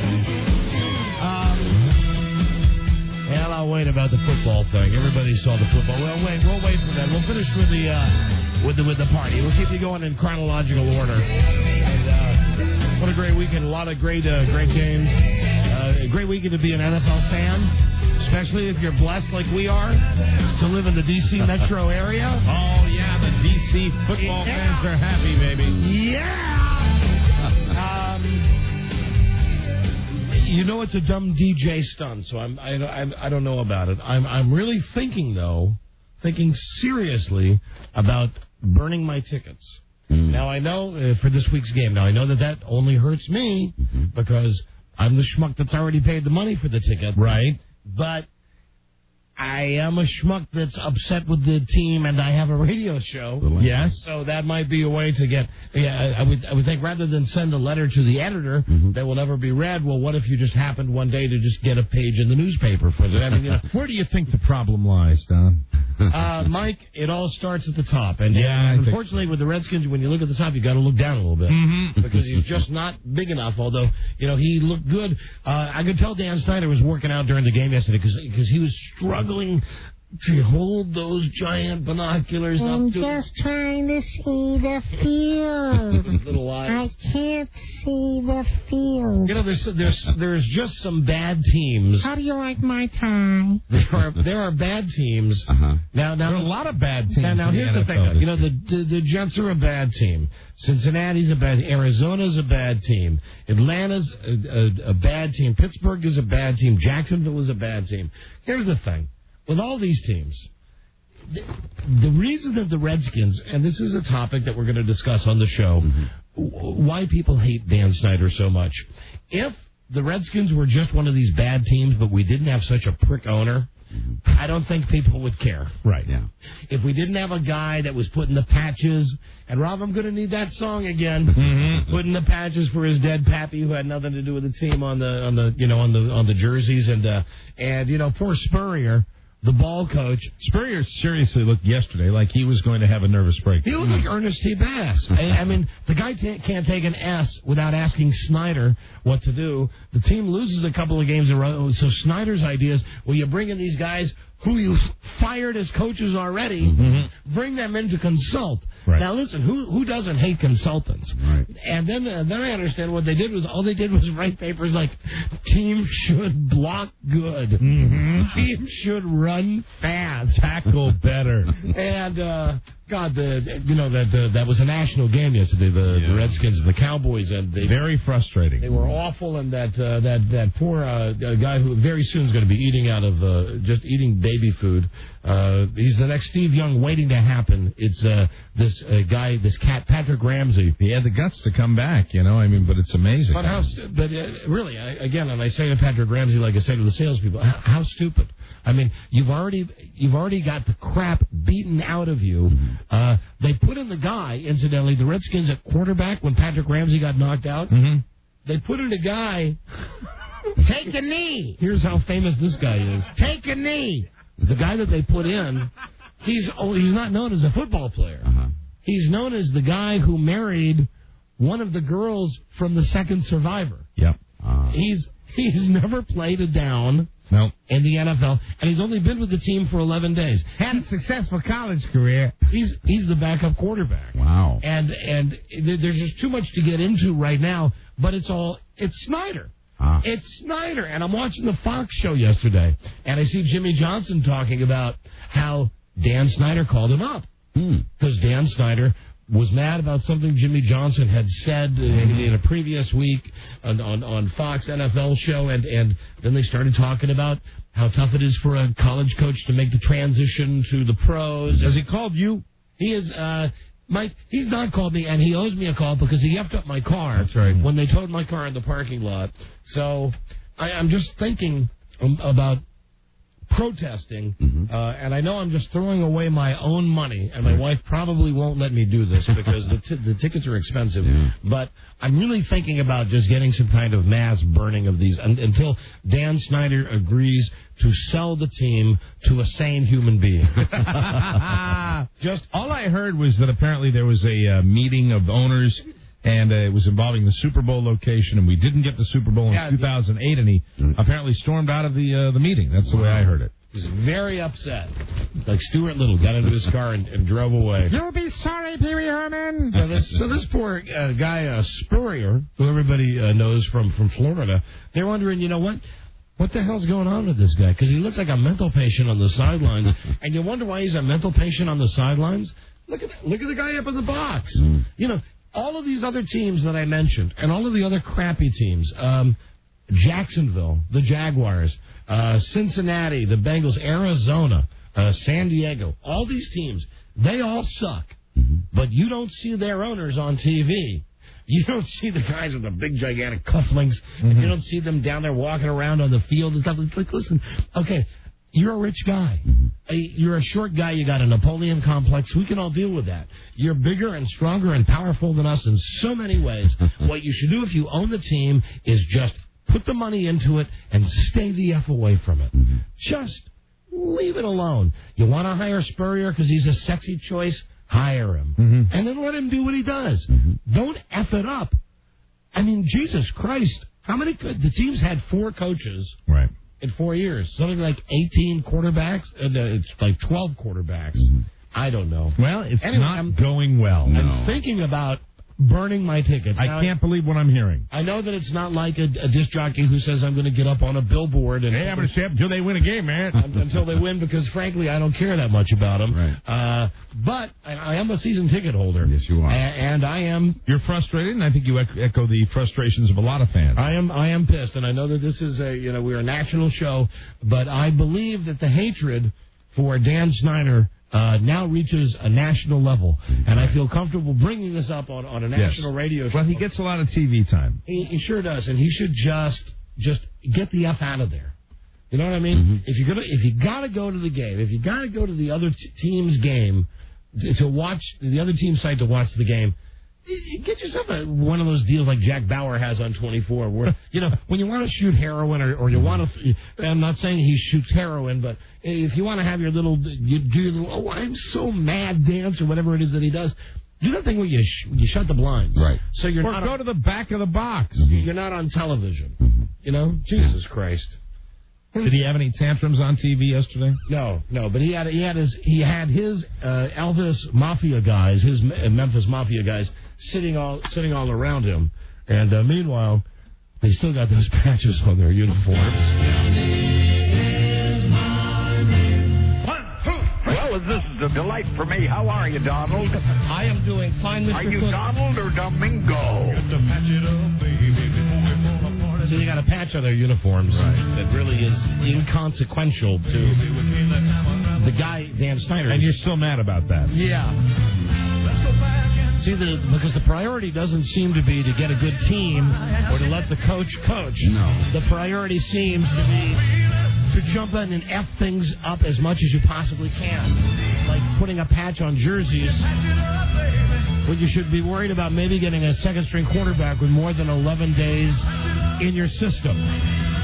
I'm looking back to other active, proactive owners, hands-on owners. He's the dickiest. And, they've all been a certain type. There's a lot of ego involved, But most of isn't the model for successful franchises, by and large, you put your people in and then you kind of let it happen. Yeah. Jerry Jones would be an exception. I think George Steinbrenner would be an exception in baseball. That's right, patches. So you put a patch on the jersey for his dead father, which I'm down with. No pun intended. But listen, dude, you're like ruining this team, man. Really, you're the worst owner in the NFL. You're a worse owner than that guy in Arizona. Mm-hmm. Than that guy with the bow tie in Arizona. And isn't that who got the Super Bowl? Yeah. As a matter of Sorry. What have I been saying for the last 4 minutes?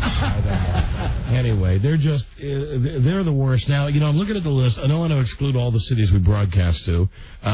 Buffalo, you had a bye. Looking for Buffalo to come back next week, but certainly no reason to take Ralph Wilson out and take him out. Baltimore, we love the Ravens. We've had the ownership of that show on this show, of that team on this show. Right. Let me see. Pittsburgh. Well, here's a good example. We're on in Pittsburgh, and the Pittsburgh Steelers just suck. They're 2-6. They just couldn't be worse. But you don't see Rooney. You don't see Rooney on TV. Let me see. Oakland, that's another market we broadcast to. Oakland is 2-6. They got beat yesterday by Detroit. Boy, do they stink on ice. And they're not a and more... for all the Detroit fans, I just always like to, really, you want to talk about long suffering. I really have to say to the Detroit fans, I'm always happy. I'm always happy for them. Is there a bigger dick than Al Davis? I mean, really, is there a bigger dick? But he's not as much of a prick as Snyder is. Well, he's not out in front like he used to be. Then you have, let me go to the other markets that we broadcast to. Green Bay. Okay, a great victory last night by Green Bay. That guy, Mike Sherman, Jesus Christ, he might as well be one of the guys doing the ads on TV for the new Peach $20 bills. He just blends in so well. And how ridiculous is that, if I could just break off for a second, that our government spent $30 million on an ad campaign. They spent $30 million of our money on an ad campaign to tell us that the $20 bill was going to look different. Right. Do we need an ad campaign of $30 million? Any crazy fool will be able to look at it and tell that it's peach. Yes. And the new bills are not being recognized by automatic money machines. Really? The ones you have to put it. Yeah, they overlooked that. Oh, they forgot that. But other than that, it's great. And I've also heard that they are already being counterfeited. And also they give me a rash. Right. So. Now let's continue. New Orleans. Now, I'll tell you this. That's a crazy owner. We're on in Louisiana. That the guy still that dances with the parasol? That's the guy that has the faggot umbrella, that dances. And now he's been a bad guy before. He's gotten involved before, but now he's backed the F off. And look at that. New Orleans, big victory yesterday. Looked strong against Tampa. They're 4-5. When Jimmy Johnson was winning Super Bowls for Dallas, did Jerry Jones stay in the background more than he does now, or not? Here's the thing. He was on the sidelines. But Jimmy Johnson had an aura about him that said, hey, look, there's Jerry Jones. He's a former player. Yeah. Isn't he funny? Not an NFL player, right? College player, or did he play in the NFL? No, just college. But it was almost like an unspoken thing that Jerry Jones would look at. There'd be Jerry Jones in a big fur coat. And Jimmy Johnson would just look at him like, look at that jackass. Well, he owns the team. What are you going to do? Do you remember those days, with Madden and Summerall, where they showed Jerry Jones in, like, the big raccoon skin coat down there on the sidelines? It was amazing. And let me see. Well, we broadcast to San Francisco. Right. Your ownership is nuts. I mean, let's face it. You got the broad running the team, but you got the brother-in-law, and you got the dead guy. But they're 4-3. You don't hear. They got a dead guy running the team. They did at one point. Try that. And then Seattle. Well, now you're 6-2. And you got one of those Starbucks guys or computer guys or somebody, Paul Allen, that owns the team. You never see dick from this. Can I give you a theory about the Washington Redskins that I've had for a long time? The reason he's there are a lot of obvious reasons why he's not popular, but I think one of the reasons is that, stop it. One of the reasons I think he's not popular is, you are really making me lose my train of thought. Why? You got a guy that took over a team, took over a franchise, and they are behaving badly, aren't they? Yeah. John and Rob are behaving badly. Very badly. He put in all these things that you would get after you won a Super Bowl, and the fact is, I can't talk anymore. Can I finish my point? No, I see. That's what this is. I won't talk anymore. I'll just say it's football. It's your thing. No. Go ahead. Come on, But he did everything he did was like what you do the season after a team won a Super Bowl. And he did it, and they haven't won dick. You're absolutely right. And so everybody's pissed off, and they've been pissed off. They've continued to be pissed off. All right, and he still acts as though because this team is so revered in this area, he acts as though they've won a championship. And you haven't, and I think people are getting fed up. Do you track with me on that? I do, and that's why, because I am pussy whipped, not as pussy whipped as, what's that guy's name? Something. Doug Christie. Doug Christie. Blues. I am not as pussy whipped as him, but I am pussy whipped. I will ask my wife now if I can burn the tickets on the air for the game this week against Seattle. Very good. And urge other people to come down and burn their tickets with me. Well, I mean, if you're going to really make a statement, you burn all your season tickets. Hello? Baby. Well, no, there's some good games coming up. Okay. I mean, not with the Redskins. So with the qualified. You're making a one-game statement. Yeah. Before you go very far with this burning, let's discuss it during the break. Okay. Oh. Okay. Never mind. All right. It's my ticket, though. Yeah. It's my ticket. Yes, it is, so please burn it at your house. At my house? Right. What, I can't burn it here?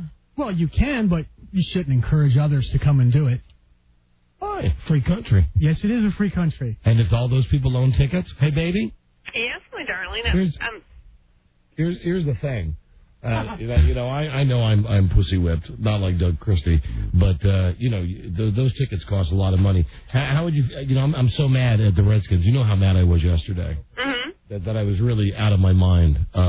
I'd like to burn the tickets on the air for this week's game, even though we paid for them. And I'd like to invite other people to come down and show their level of disgust by burning the tickets. I think you could make a stand with 1 week. I agree. Work that in our budget. Yeah, but that's my personal sacrifice to you. Mm-hmm. I won't be going to the game, and maybe people could bring their dogs down, and their dogs could go number 2 on the tickets before we set them on fire. This week. What? I wanted to actually go this week. Honey, I'm sorry. We got to make it. We got to make a stand. They just got killed by Dallas. And why did you don't even know who they're playing this week? I know, but I wanted. My brother is going to be there. I was going to say hi to him. I don't care about the football, the actual game. Why don't you make a different kind of statement and give your tickets to Thomas Gavin and Dennis Murphy? Because that hurts no one but the good people who are sitting in my section. All right. That's really not right. All right, bye, my sweetheart. All right, bye. I love you. I love you too. See you later. All right, well, I guess I'll find out what's going on here. Yeah. Charlie happens to still be standing in the studio. Hi, Charlie. How you doing, pal? Well, I didn't know if you were done with me or not, buddy. No, I tell you what. I think anybody that's savvy, a savvy listener to this program, can probably read between the lines. Good friend, you stay right there because we've still not talked about. I'm sorry, we got off the keg thing you were going to talk about. The keg, thing, right at the party with the thing with the guy. So stay right there, and Charlie, stay right there. We'll be right back. This is the Don and Mike Show. Keith, that's why the bosses sent me out here. They wanted me to make sure none of the other crews robbed the joint. Like these two balloon heads over here. They were going to try to bang us out of $200 grand? Yeah, right, I'm sure. The Don and Mike Show. You can call Don and Mike anytime from anywhere in America. 877-365-3636. They're ready to believe you. Sounds like somebody's got a case of the Mondays. Come on. Yeah. Oh, yeah. Yeah, Jim. They are Icelandic cowboys in the West. Don and Mike. Average Joe.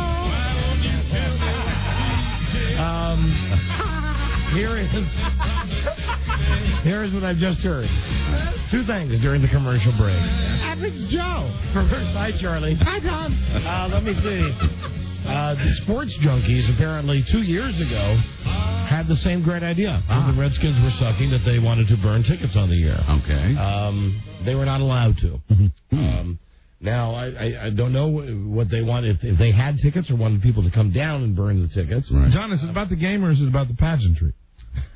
Alan Jitter's line wand says that as a ticket holder, I can burn my ticket, but I cannot ask people to come down and burn their tickets with me, and I say that it is free speech.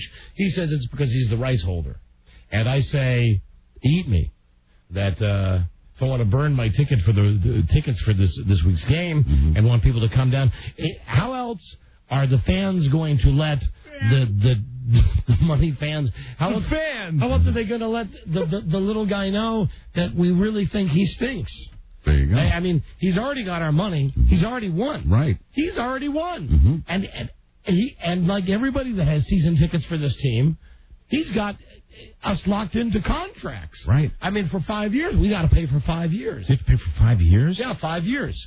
But wow. But if there's just one game where you want to make a statement to say you suck, and I'm burning my tickets on the air, and I'm going to urge like-minded, right-thinking football fans just for 1 week not to go to the game and kind of a protest. Yes, not to do that thing where you put the bag on your head. Yeah, not to go with signs and everything. Hey, but that was New Orleans, wasn't it, with the bags on the head? Yeah, but that's going everywhere. That was big fun. What you do is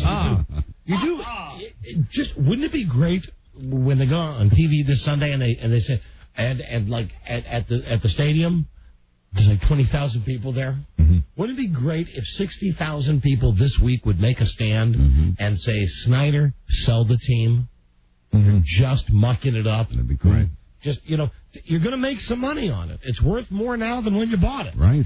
Then go out and buy computers or cable TV companies, right, or whatever it is that you do where you can just be a swinging dick. But don't be a swinging dick when you hold a public trust like an NFL team. Right, exactly. Win, baby. So just win, baby. That's all. And me, I'd love a nice big bonfire. Imagine that. People, and they'd have to be people who are partially retarded like me, because think about it. I'm not hurting anybody but myself. You're really not. I've already paid the money. Right. The money, you're making a statement. It's paid in advance. Exactly. I've already paid for the tickets. Don, no, Rob, I can't afford the team. We could all chip in. No, I bet if we had a really, really good bake sale, it's worth too much. Hello, Don and Mike show. Hello. So what came up this weekend that means you can't go to the game that allows you to make this noble gesture? Oh, what? Cynic! Ye are a cynical man. Absolutely. Just asking. Absolutely nothing came up. I've been going to the games ever since I got my ticket 7 years ago. Nothing's come up. What came up was this Stinkfest yesterday. All right, well, take your word for it then. Yeah, and I guess you'll have to, won't you? Well, you'll maybe just have to let us know where you are on Sunday during the game. I tell you, if I burn my tickets, I'll be on my couch with my fat ass watching it on TV. That's almost as good. Almost as good.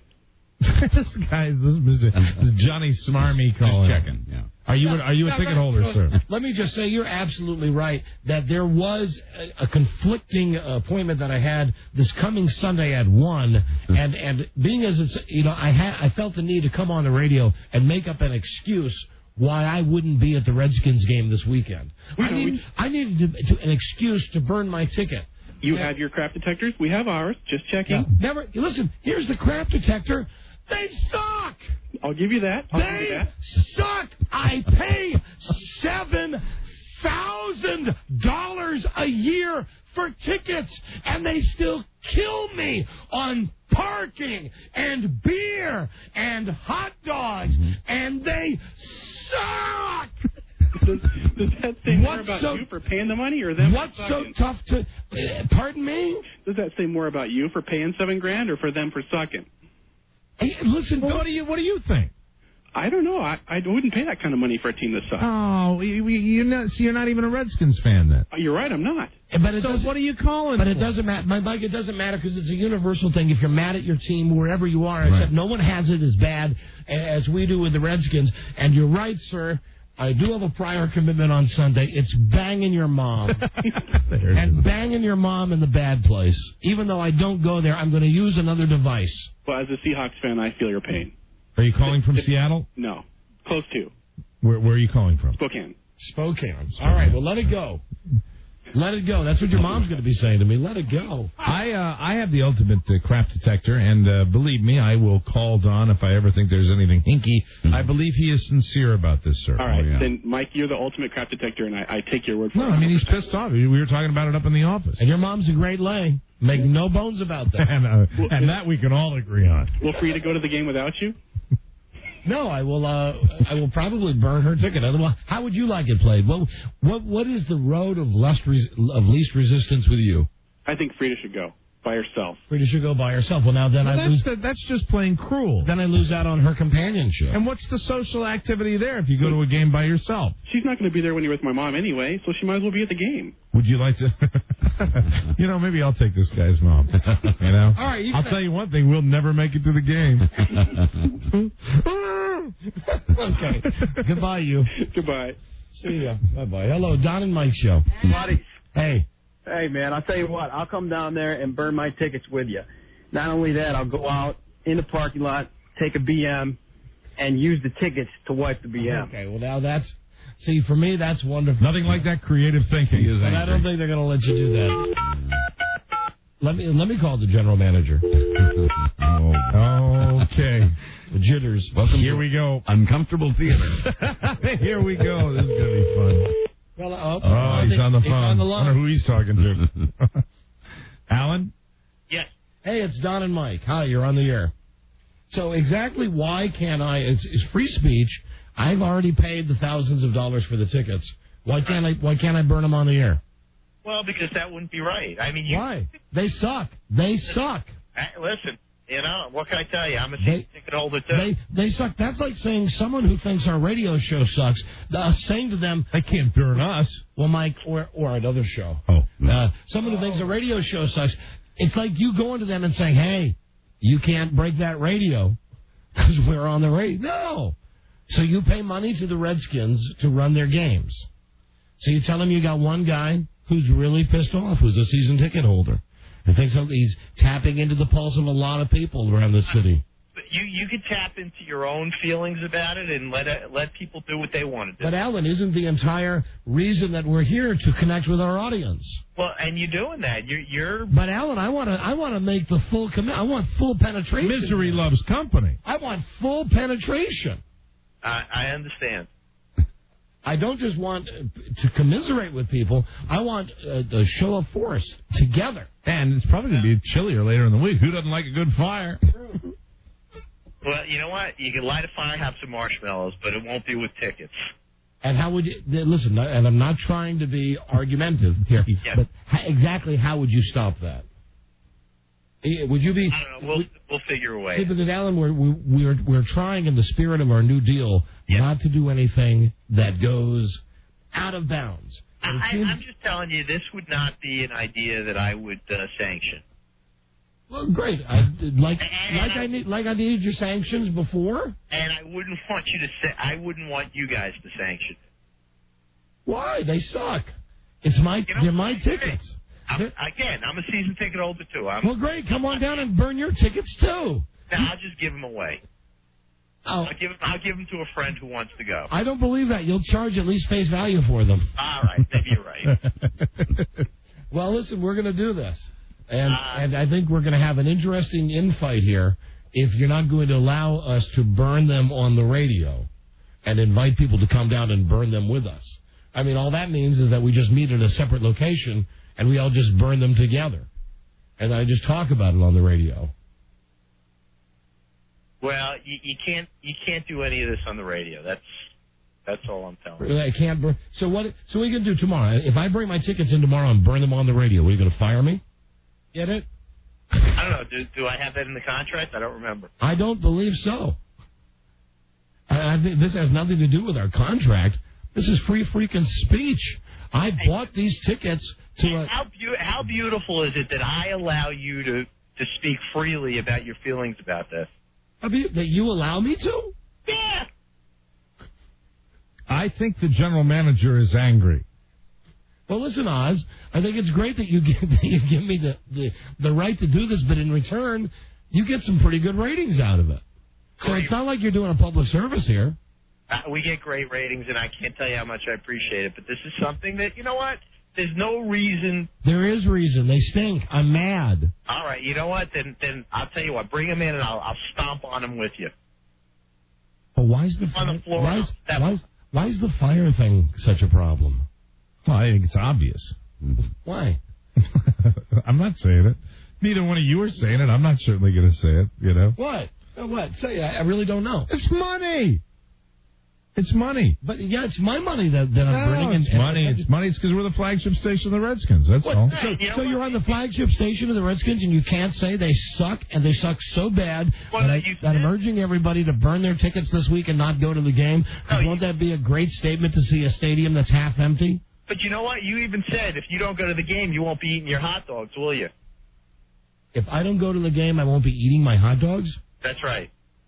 What hot dog? Well, you said that you already paid for the tickets. Right. So you said they have your money already. Yes, they have my money already. They do. Right. And my point is that if you're not at the game, in the arena, in the stadium, there won't be anything else you can do or buy. I don't think that would be right. If you choose not to do that, that's fine. Hold on, wait a minute. I could do that anyway. I could go to the game and choose not to buy anything anyway. Well, but you usually do, don't you? I mean, you buy something. That wouldn't be much of a protest, though. Yeah, I mean, come on, Alan. I've gotten used to paying $10 for a chicken wrap. I understand. I've gotten used to paying $12 for a vodka and tonic. Is that how much a vodka tonic is? Yeah, maybe a double. But either way, I've gotten used to it. And it doesn't. Let me just tell you, it doesn't do the trick. Okay, you know, you're buying mainly H2O. But I get that, you know, because that's the way that sports business is run. You know, you water down the drinks, you water down the beer, water down the booze. You charge a lot of money, and then you got the schmucks that like me that wear the clothes and come to the stadium and support the team. But at some point, you're an angry fan, is what you are. At some point, you just want to say to this guy, because this guy in particular is the guy that's mucking it up, just back off. Well, you just said it. Just back off. You just said it. I know I said it, but now really, come on, Alan. This is a groundswell. This is like this is like the witches of Eastwick, the witches of Salem. When the lady ate the cherries. Yeah. Man, that was great. So anyway, listen, big gigantic burning here on the show. All right, Don. Listen, I gotta run. Okay, Alan. All right, thanks. Bye. Like that's gonna stop. Hey, Alan, incidentally, your second great appearance on the show today. Second great appearance. It's been festive today. Second great appearance with Alan. You made him jittery. Ladies and gentlemen, the Don and Mike Show. You want your name to be on this too? What are you going ahead and doing it? Yeah. I don't know. I could care less. One way or the other. I'm not. I don't have season tickets. The Don and Mike Show, going on the recommendation of Don, the season ticket holder, urges you to come down in a mass burning That's right. Burn your own money that you paid tickets for to see the worst team in professional football. How else to let the little guy know? Hit him where it hurts. In the wallet. All right, so technically we're really not hitting him where it hurts because he's already got the money. Right. Mm-hmm. But he'll be pissed off that a radio station is burning tickets on the air. I guarantee it'll get his attention. Oh, I think it maybe already has. I guarantee it will. Come on down. And what is this now? Here's a joke from Rob. Yes. Come down and flame brighter than Paul Lynde. That's a gay joke. Because he's a flaming faggot? Well, perhaps, yeah. Yes. So you want to take it? Hey, listen, are you sure you want to bring Paul Lynde up? Hold on, turn this off for a second. Why? I'm talking. You don't have to go to the microphone yet, boy. Why? Well, I'm curious. I'm on the telephone today with Rob's wife. Right. Oh, yeah. And she says, oh, incidentally, blah, blah, they sent some pictures of their kids, some, electronic mail pictures of their kids on Halloween, which were really cute. And then she talked to me about fantasy football. And then she said, oh, and Rob was on thegameshownetwork.com playing... I played interactive match game. Playing interactive match game. And he was on... in a chat room with people with game show people. From Game Show Network, and I hear in the I hear in the background. I hear him going, no, give me the phone. Oh yeah, give me the phone. It was very brief. All I did is I placed fifth, I believe. Sometimes I forget how far you plunge into the land of nerddom. And all I did is I went into the chat room to see if I could get a response, and I typed, I rule. What's the password? Answer me these questions 3. And then I typed, just to see what they would say, I went into the chat room and I said, he's embarrassed by this. I have no friends. A chat room with game show geeks. It was probably... That's extremely dangerous, Rob. A chat room for GameShowNetwork.com. Yeah. He went in... I don't think I'll be returning. He went in to play online match game against other losers. Oh, my God. I placed fifth. You have to find a hobby. I believe I have. Oh, God. No, I don't think I'll do it again, but I wanted to try it. Don't they scare you at all on any level, those people? No. Maybe. You should That's highly disturbing. You should have heard this because his wife was just telling me about this and this and this and this. And then as soon as she gets on, oh, and has Robbie told you about how he goes on, and I hear from the background, no. There might have been a few cans of beverage involved before I did. Well, I mean, now you get a free pass then. You get a little excuse if you're it was GameShowNetwork.com chat room bombed. Hi. That's amazing. But I don't recommend it. It wasn't very good. How's it stack up to internet porn? Oh, not nearly that good. Yeah, but no pop-ups. Which is your favorite game? Which is your favorite game? I'm not sure whether I like Press Your Luck or the match game. What about High Rollers? Hard Sharks. Joker's Wild. I love the GameShowNetwork.com. Listen, everybody's calling about this burning the tickets thing. I'm serious. I'll bring mine in tomorrow. You come on down, we'll burn them on the air. What's Alan going to do? What's he going to do? He's going to take a phone call from the little guy. And what he should say to the little guy is, well, you run your football team and I'll run my radio station. These guys have the right to say what they want to say. And wouldn't it be, just think, wouldn't it be great? What a great statement we could. Could you imagine if we could get it to block it out? So how sometimes people write stuff in the stands, right? If they give people placards to hold. I mean, specifically select the people that were going to not be at the game to spell out something. Like, it'll never happen. No, it's a fantasy. Because there's a section of red seats and then a section of yellow seats and then another section of red seats. If it was something like F off Danny, and we just have, and we'll never have the engineers to go through with it. There we are on the Fox network here. Let's take a look at. Well, how about that? The crowd today appears to be about 45,000 short than normal. Let's look at. Oh my God! Pretty amazing stuff there. From the Saturn blimp. Right. From the Saturn blimp. All right. Well, that's what I want to do tomorrow. I'll bring my tickets in. You bring your tickets in, and we'll see if Alan wants to make a stink about it tomorrow. Yeah, I mean, it all depends on how much of a stink he makes. Don and Mike, hello. Hey, Don and Mike, just want to let you know that, unfortunately, my father-in-law won't be able to burn his tickets, even though he had 8 season tickets for the Redskins since they were at Griffith Stadium. So what is that, 50 years? He had 8 season tickets. No, and Okay, I'm sorry. Go ahead. And this year, a lot of money. And this year, he just told them to stuff it because they kept raising the prices, All right, so he stepped away. I'm sorry. You are of no use to me. Thank you, though. Don and Mike show. Hello. Hey, Don, don't burn those tickets. I'll take them. I'm a huge Seattle fan. I'm from Seattle. I'm living in the area. How good would it be if you really want to make a statement to fill the stands with Seattle? Now, listen, here's what you don't get. I go to the games every week. Mm-hmm. Every week, no matter who they play, always half the people are for the other team. Mm-hmm. There's really not a home field advantage. I don't know if it's like this around the country. Is it really like that in FedEx? Yeah, even with you got a team like, let's say, hold on, let me just get a list who they've played this year. I know the Giants probably put a lot of people in. Yeah, but there are teams that you wouldn't expect, like San Diego. Mm-hmm. You go there, half the people were in San Diego jerseys. That's amazing. I'm not kidding. Well, it's a transient area. I mean, you get a lot of people that come from other places to work in Washington, D.C. I know, but that's right, and I'm one of them, and I'd do just about anything for those tickets. All right. Well, no, I'm sorry.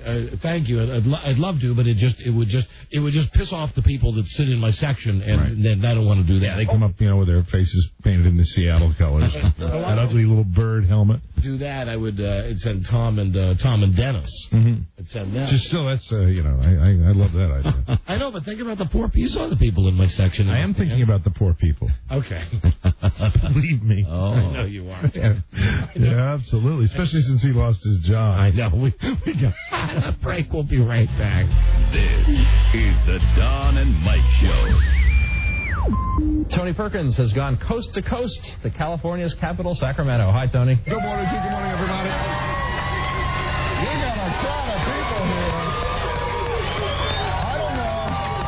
I don't know if they're here for Good Morning America, for Rail Fair 99, or the nationally syndicated Don and Mike radio shows in town today. These folks are excited. The Don and Mike Show. They cherish most of their listeners. Don and Mike. I just had an interesting conversation with a man whose underpants are brown. That's surprising. Yeah. Jitters called in on the hotline during the break and makes a compelling case. And I'll tell you this, that he definitely thinks that we have a lot more power than we do. Well, we have a little power. It's funny. One of the things that, and I'll figure out a way around this ticket thing. I'll burn my tickets, trust me. And if we don't want to go through a thing where we're going to be taken off the air. No. If they really want to make a fist about it, maybe I'll just urge everybody and see if we can't get a grassroots effort this week. If you're going to the game, don't buy anything there. Well, Rob had a great suggestion. The form of protest would be have a nice big meal before you go to the game. Yeah, but I mean, seriously. That's what his concern is, seriously. Because that's Alan's concern. Alan says, and here's the, this is so funny, because we're talking about an NFL team. Right. And a radio show. He says, well, what if you get people to burn their tickets, and then, like, no one goes to the game this weekend, and then the Redskins don't get money from the parking and the concessions. Yeah. They'd be really pissed at you, and then they'd be really pissed at him. Yeah, that's it. That's what he's saying. And I said, well, if we've got that kind of influence, if 80,000 people are going to listen to us and not go to the game. Well, more than 80,000, because Joe was telling me during the break. People calling from other cities that are having sucky NFL seasons that want to do the same thing want to send us their tickets. Well, I don't see why. I mean, it seems to me that would be even more room to coast with Stuart Little to say it's not just the Redskins that are hated. Right. I saw some of those calls on the screen from the Bay Area. Right. And I think from Pittsburgh, people were calling saying that they'd come and burn their tickets, too. I'm already making my plans for the day off. But, now there will be no days to meet people somewhere off the air to do it, and a little party, and then just talk about your day. And I said to Alan, I said, really, at the end of the day, who's to say that I don't just get a piece of paper and say on the air that I'm lighting it on fire, and then give the tickets to Tom and Dennis, and then all these other people would come down and do the same thing. Right. No one would really know because it's theater of the mind. But he said, but what you guys do is pretty much always what really happens. And I said, well, yes, exactly. That's true. But he also hates that because paper isn't free. God. Jesus. But, listen, all I know is that they suck, and now it's become more of a quest because Alan, because it's the tail wagging the dog here, Alan is afraid that the Redskins will be mad. Right. That Why would they be mad? I don't know. I tell you what, Alan, how would they be angry? Here is the only possible solution I'll offer you in this on-air negotiation. You fire Teresa, and I will back off all of this talk of burning Redskins tickets on the air. Hold on, there's the hotline. Come on. That's Alan, Don. He said it's done. It's done. Yeah. All right, well, we'll continue this tomorrow. We're running out of time here. And I just want to mention, getting back to Shondel's birthday party. Yeah. You were, when we last left off, and I remember this because I'm listening to the story, and I don't know what happened, you were talking about a keg. Right. So, there are 2 kegs of beer. Shondel, who works here, is just turned 40. She couldn't be lovelier. Been a good friend of ours for a long time. Very long time. Won't give you all the background on all the other crap that happened at the party, but please, you got to listen to the show every day because sometimes it's just jam-packed. But here's where we are now. I've already had the scene with Teresa. We've already had the dildo. Right.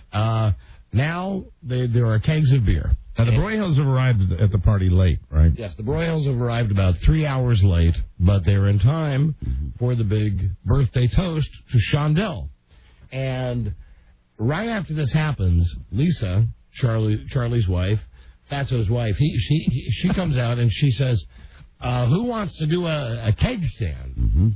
Now, who knows what a keg stand is, and she explains, well, what you do is you stand on your head, and actually you don't even stand on your head. You have guys who lift you up, and hold you above the keg, and so you have like 2 or 3 guys holding your legs way up in the air, and you're dangling, and then you've got the thing from the keg, the nozzle that you throw into your mouth, and you. I've been to a lot of parties. I've never seen this. While you're upside down, you drink as much as you can until it comes out your nose, and you get really drunk. So supposedly, she did it. Lisa did it. She was the first. Who was holding her legs? Not her husband. No. Some other guy. Teresa. some other guys were holding her legs. Really? And then everybody said, Shondel do it. Shondel. Birthday girl. Right, the birthday girl. So then Shondel said, I'll do it if Frida does it. And then, my wife, who incidentally, last weekend when we were down visiting our son at college, had no problem getting drunk, decided, well, why not make it 2 weekends in a row? So the next thing I know, it's my wife, and she's upside down, and now I've moved in because I want to be one of the guys holding my wife's legs, right, and holding her shirt to make sure that her boobs don't fall out. Oh, where's the fun in that? So that, well, Mike, the fun. Fortunately, Shondel's husband wasn't around to hold her shirt. Oh, really? So good. So my wife, it's like 1, 2, 3. We lift her up, and then doing the keg stand. And did it come out the nose? Almost, because she's down there, and it's a sound of married guys. I'm very used to hearing it. She goes, no more. So we turned my wife around, and she says, I don't even feel that drunk. Right. And then it's time for Shondel. Right. And Shondel, that was the highlight. Shondel was already wearing what appeared to be like a teddy lingerie. Yeah. Really? Now, she had a bra on underneath this, but she was already dressed rather, provocatively. Yes, provocatively. Looking for it. I mean, she's looking for some action from her husband. Looking good. Right? Or maybe from Teresa. I don't know. She's looking for it, but anyway, Shondel is nervous, but Frida's done it, so now it's Shondel's turn. And while Shondel is being held up by her legs, her mother or one of her mother's friends is coming over with a camera, wanted to get a picture of Shondel being held up by her legs on her 40th birthday. And it's at that moment that they came out. Both of them? At least one of them Hallelujah. Just very briefly.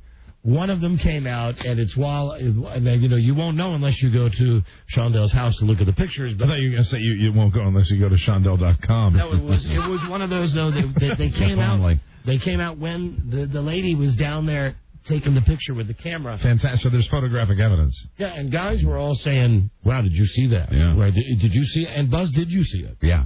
Incredible. Thank you. So did I. Yeah. What a great party. And Yeah, then after that, we had a great time at that party. they bring Shondell's husband over. Right. And now he, he's easy going anyway. Like, I know that he would be pissed that his wife had just fallen out of her. Yeah, Russ is a mellow guy. She was upside down, but everybody's going, Russ. So he does it. He did it too. Did his D&Bs come out? No, nothing happened. Damn.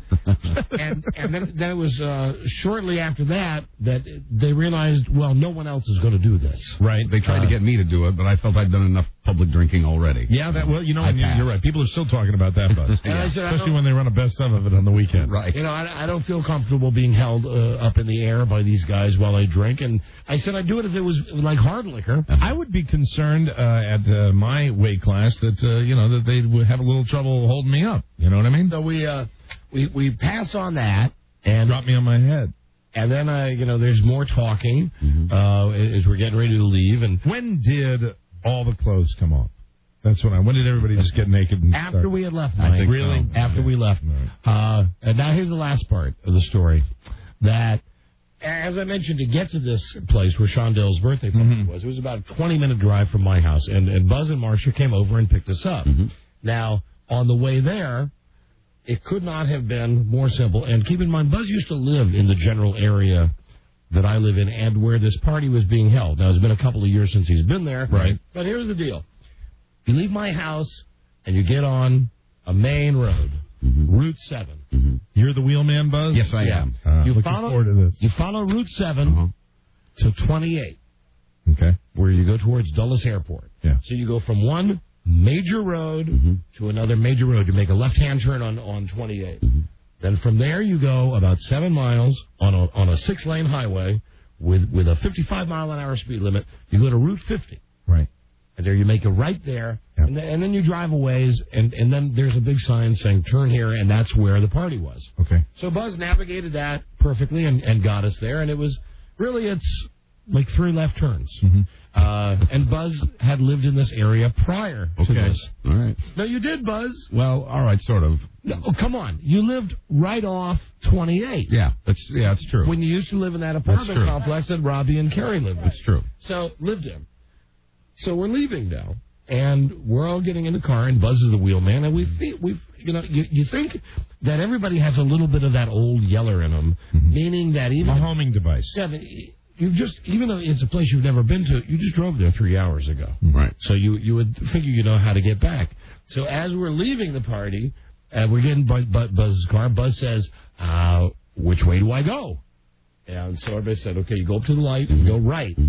So when you get to the light, you go to 28 and go left, and then take Route 7. Yeah, so as this is going on, as Buzz works his way back to the Route 28, which is the major highway by the airport, we start talking about all the people we've seen and Teresa flipping out. The dildo, the events of the evening. The dildo. And the cake game. The cake stands. And I'm actually half turned around, and I'm in the front seat with Buzz, and our wives are in the back.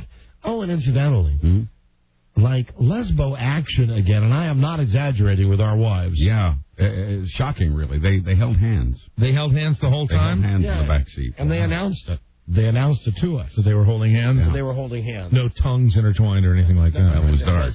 Thank God they couldn't see my hand. Oh, and dark. So here's Buzz's Well, that's probably why Buzz got lost, because you were distracting him. Speaking of dark.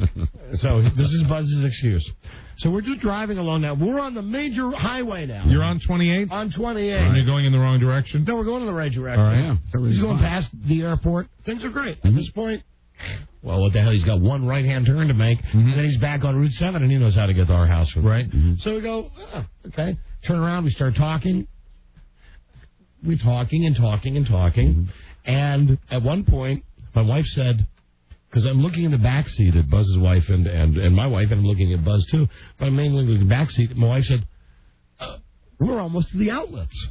And we looked up, we said, where are we? And it said Leesburg. And those of you who don't know the D.C. area would be interested to know that the exit for the road that Buzz had to take to get us home which is Route 7, which is the main road that he's driven on 1,000 times, and incidentally has a big sign that says Dulles Town Center, and another big sign that says Route 7 Tyson. I mean, you can't miss these signs. He drove past them for approximately 15 miles and made really good time. We were not. So you're flying and you're not processing the fact that. So we get to this point. My wife says, "Are those the outlets?" And I said, "Wait, are you talking about the Leesburg outlets?" Yes. Like up by 15? Yes. Yes. I'm telling you, it's not like Jesus. I'm telling you, it's not like the guy drove an additional 5 minutes. Right. You guys must have been really involved in conversation. Seriously, he drove. We weren't. He drove 15 minutes. You're not talking much, and then, I'm waiting for my chance to take the stand. Here's the best part. Yeah. So we say to Buzz, where the F are we? This is everybody now. Where the F are we? Right. No, nobody told me to turn. And then he says, I never drive as good in the dark. I mean, I see fine, but I don't see landmarks, and I don't see peripherally that well in the dark. Right. It's just dark. Yeah, it's in the dark.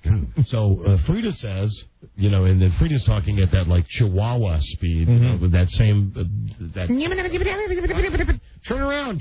So Buzz right away goes and turns around, and as it turns out, where he's turning around, there's really not a place to turn around. It's right. It's like to get off and go off on another road. Well, if you're up by the outlets, you've been on 7, right? Yes, he has. We were on 7. So that turn down there is really, you take an exit to go on 7, or if you just stay straight, you're going to stay on Route 7, and you're just going to go until you hit Leesburg. I don't know what happened. Which he did. And I've been out there, so I know what you. So he gets all the way out there, and finally, so we figure out to turn the car around, right? We say, okay, now we got to turn around, and this is where Buzz remind me a little bit of poker. Shaking hands a little bit, and he did that thing. All guys do this. I do this too. When you want a concert, you got to turn the music down. When you absolutely. Driving the car and you got a concert. Please, God, let me think. You turn the music down, and everybody's like, okay, make a U-turn, Buzz. I'm glad you remembered that before you got across the state line. What about where should I make the turnaround? Turn around at Point of Rocks, right before the Potomac River, and you go into Maryland. Just about anywhere. So finally, Buzz made the turnaround. That's a lot of local references, but what the heck? People know what I'm talking about. And then we all just busted his balls. We all a little bit. His wife, my wife, me. It was like, what are you doing? We're 15 miles past. It's not a big deal. Probably cost us 10 minutes. But I will say this in my defense. As we were leaving the party, I said, you people are going to have to navigate me. Let me also say I had 3 other conscious adults in the car who didn't notice that we had missed the turnoff. Right. And I didn't know. And the other thing is, we were in territory I'd never ventured into before, or at least not for a very long time. You guys take a route up there to connect 7 and 28 that Marcia and I never took when we lived in Sterling. We had actually a shorter way. But you guys suggested the other way, so we went that way. And I'm not familiar with those turnoffs. The shorter way, which is longer, where you go by the. You mean where you go by the Taco Bell and you go by the? Yeah, where we go by where we used to live. Yeah, right. Well, they've built that access road now, so you don't have to do that. You just go right. But we probably went like 15, 30 miles out of our way. We could have just cut straight across. Okay. All right, now you're going to lose this battle. Well, okay. Well, we have to get my wife on the phone also. Is your wife going to back you up? Yeah. No way. Hi, we've discussed this. You can leave a message on my cell. All right, give me is your wife at home or is she on her cell? She should be on her cell, maybe at home. Should be at home by now. All right, hold on. You got the home number? Yep. We'll find out. This has been an interesting Monday show. I'd just like to tell everybody in the studio I've been highly entertained all day. It's no big deal. We're talking about 10 minutes of our lives lost at best. And each way. Right. Hello. Hey, Marcia, it's Don and Mike. How you doing? Hi, I'm fine. How are you? We're doing great. So your husband on Saturday night, we understand that you are not one of the bashers when he went the extra 15 miles out to the outlets? Well, I just know that that isn't the way we used to go. So if we had taken the shortcut on Sterling Boulevard, we would have been right back out on 20. Well, then let me just ask both of you. Why didn't you just do that when you drove past? Because that's a road you drove past. We suggested it, but you guys strongly suggested that we go the other way. So we suggested that. We suggested that on the way out. Right. When we were on the way there, but on the way back home, you could have just taken that turn on your own. Well, again, like I said, I asked people to navigate me, and no one did, and no one said anything when we went past the exit. Hey, Mr. Geronimo, you were in the navigator's seat. Hey, I was just I'm watching your husband, but I appreciate this, playing the role of Tammy Wynette today. So welcome to Stand By Your I Man. don't want to advocate anything illegal, and I certainly don't want to encourage. There should always be a designated driver in the car, but I really do believe this would have gone a lot better if at least a few more of you had been drinking. You're probably right. Yeah, you probably would have zipped right home. It would have been easier. You think? Yeah, probably. It's always helped me. It's always helped me when I'm a navigator. I'm an incredible navigator when I'm blasted. Well, I don't know. My regret is that I didn't do the cake stand. No, your only regret And is it's too late now. your regret is you didn't do the Frida stand. Yeah. You would have liked to. Yeah, Marcia, tell us about the holding of the hands. Is this seems to be a pattern that? We're friends. Mm-hmm. Yeah, but why? And most couples do that when you go out with another couple. The guys right in the front and the girls right in the back. Yeah. But why? And even if you want to hold hands, that's okay. But why announce it to Buzz and I? I didn't announce it. Your wife did. Oh, I'll have to bring that up with my wife then. We need your wife involved in this discussion. All right. Well, I don't know where she is. All right. Thanks, Marcia. You're welcome. Okay. Bye-bye. Bye. Bye-bye. Well, there she goes. So, what are you doing bullying Buzz into taking a route he doesn't want to go? I'm telling you, it was like being on like a Gilligan's Island, like a Lost thing. And that's my dig at you. My dig at you. I've traveled with you, and when it comes to travel, all things travel, it's not a question of stupidity or anything. It's a question of assertiveness. You know? You should have taken the bull by the balls and said, no, we're going this way. It's quicker. You're right.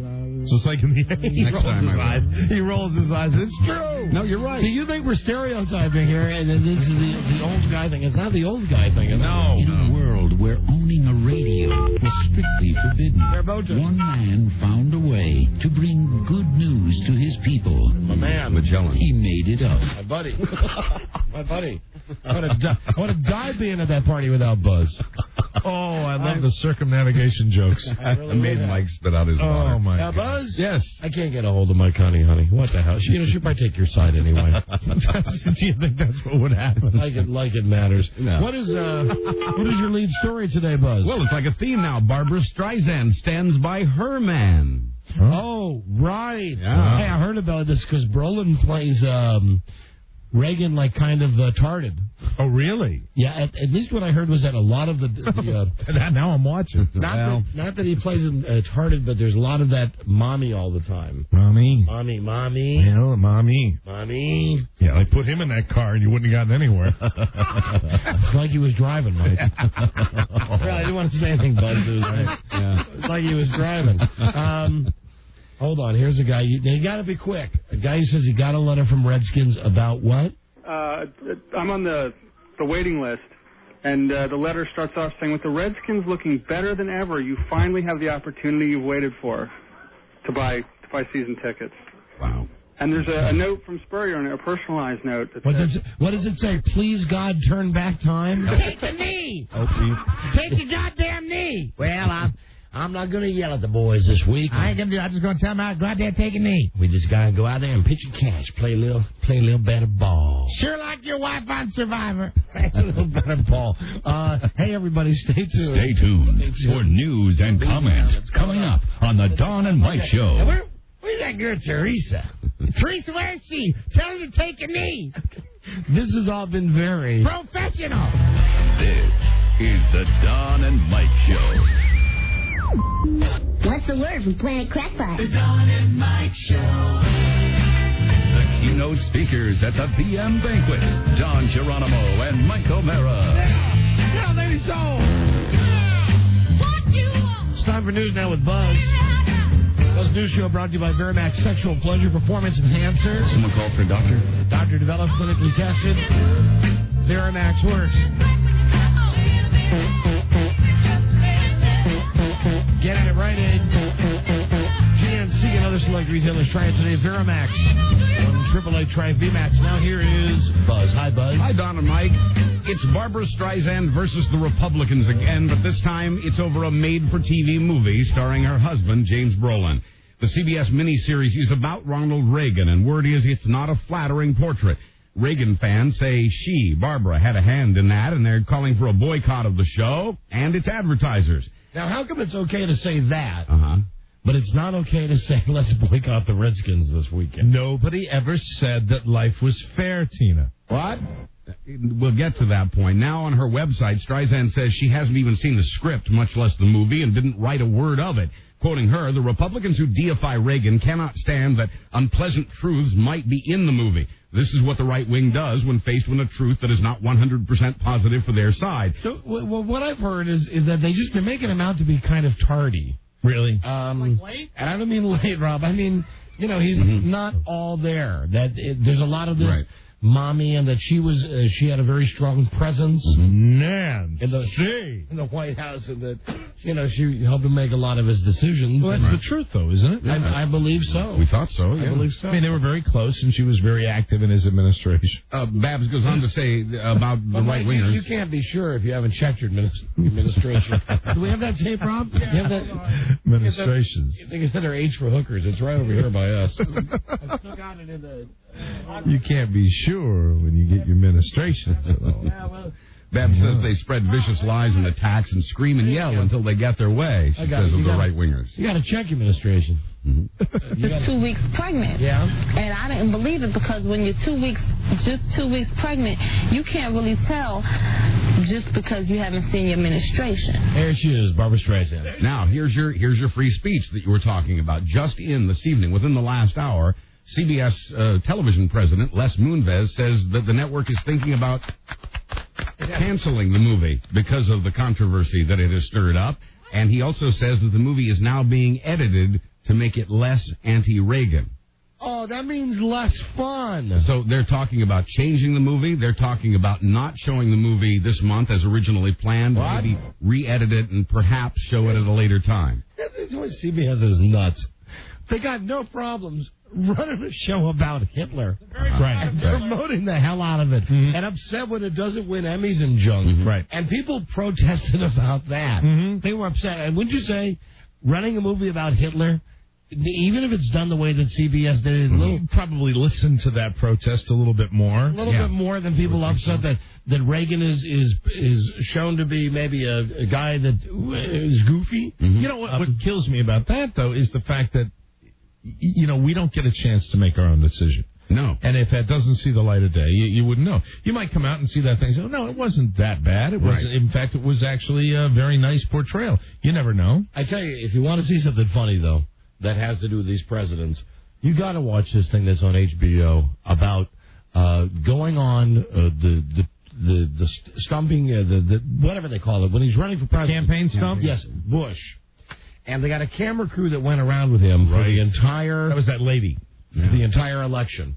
And you got him on his plane flying to the next place, and they're saying, what does he like to eat? And they say, well, he likes peanut butter and jelly, and he likes bologna sandwiches, and he likes Cheetos. And then the next scene is him standing there eating Cheetos with his mouth full of Cheetos going, why you got to ask me all these hard questions? Why are you always asking me? Why are you always... What are you doing now? When are you going to get... And it was like 90 minutes of Bush just being the biggest dope in the world. Well, if you're looking for an outlet for that, I got to tell you something. You've got to watch The Daily Show with Jon Stewart. Oh, God, yes. His presidential satire, nobody owns it. Like, he deserved the Emmy that he got. He should be in a larger forum instead of Comedy Central where he's kind of hidden away. Right. It is the funniest thing. How about Middays here? Middays.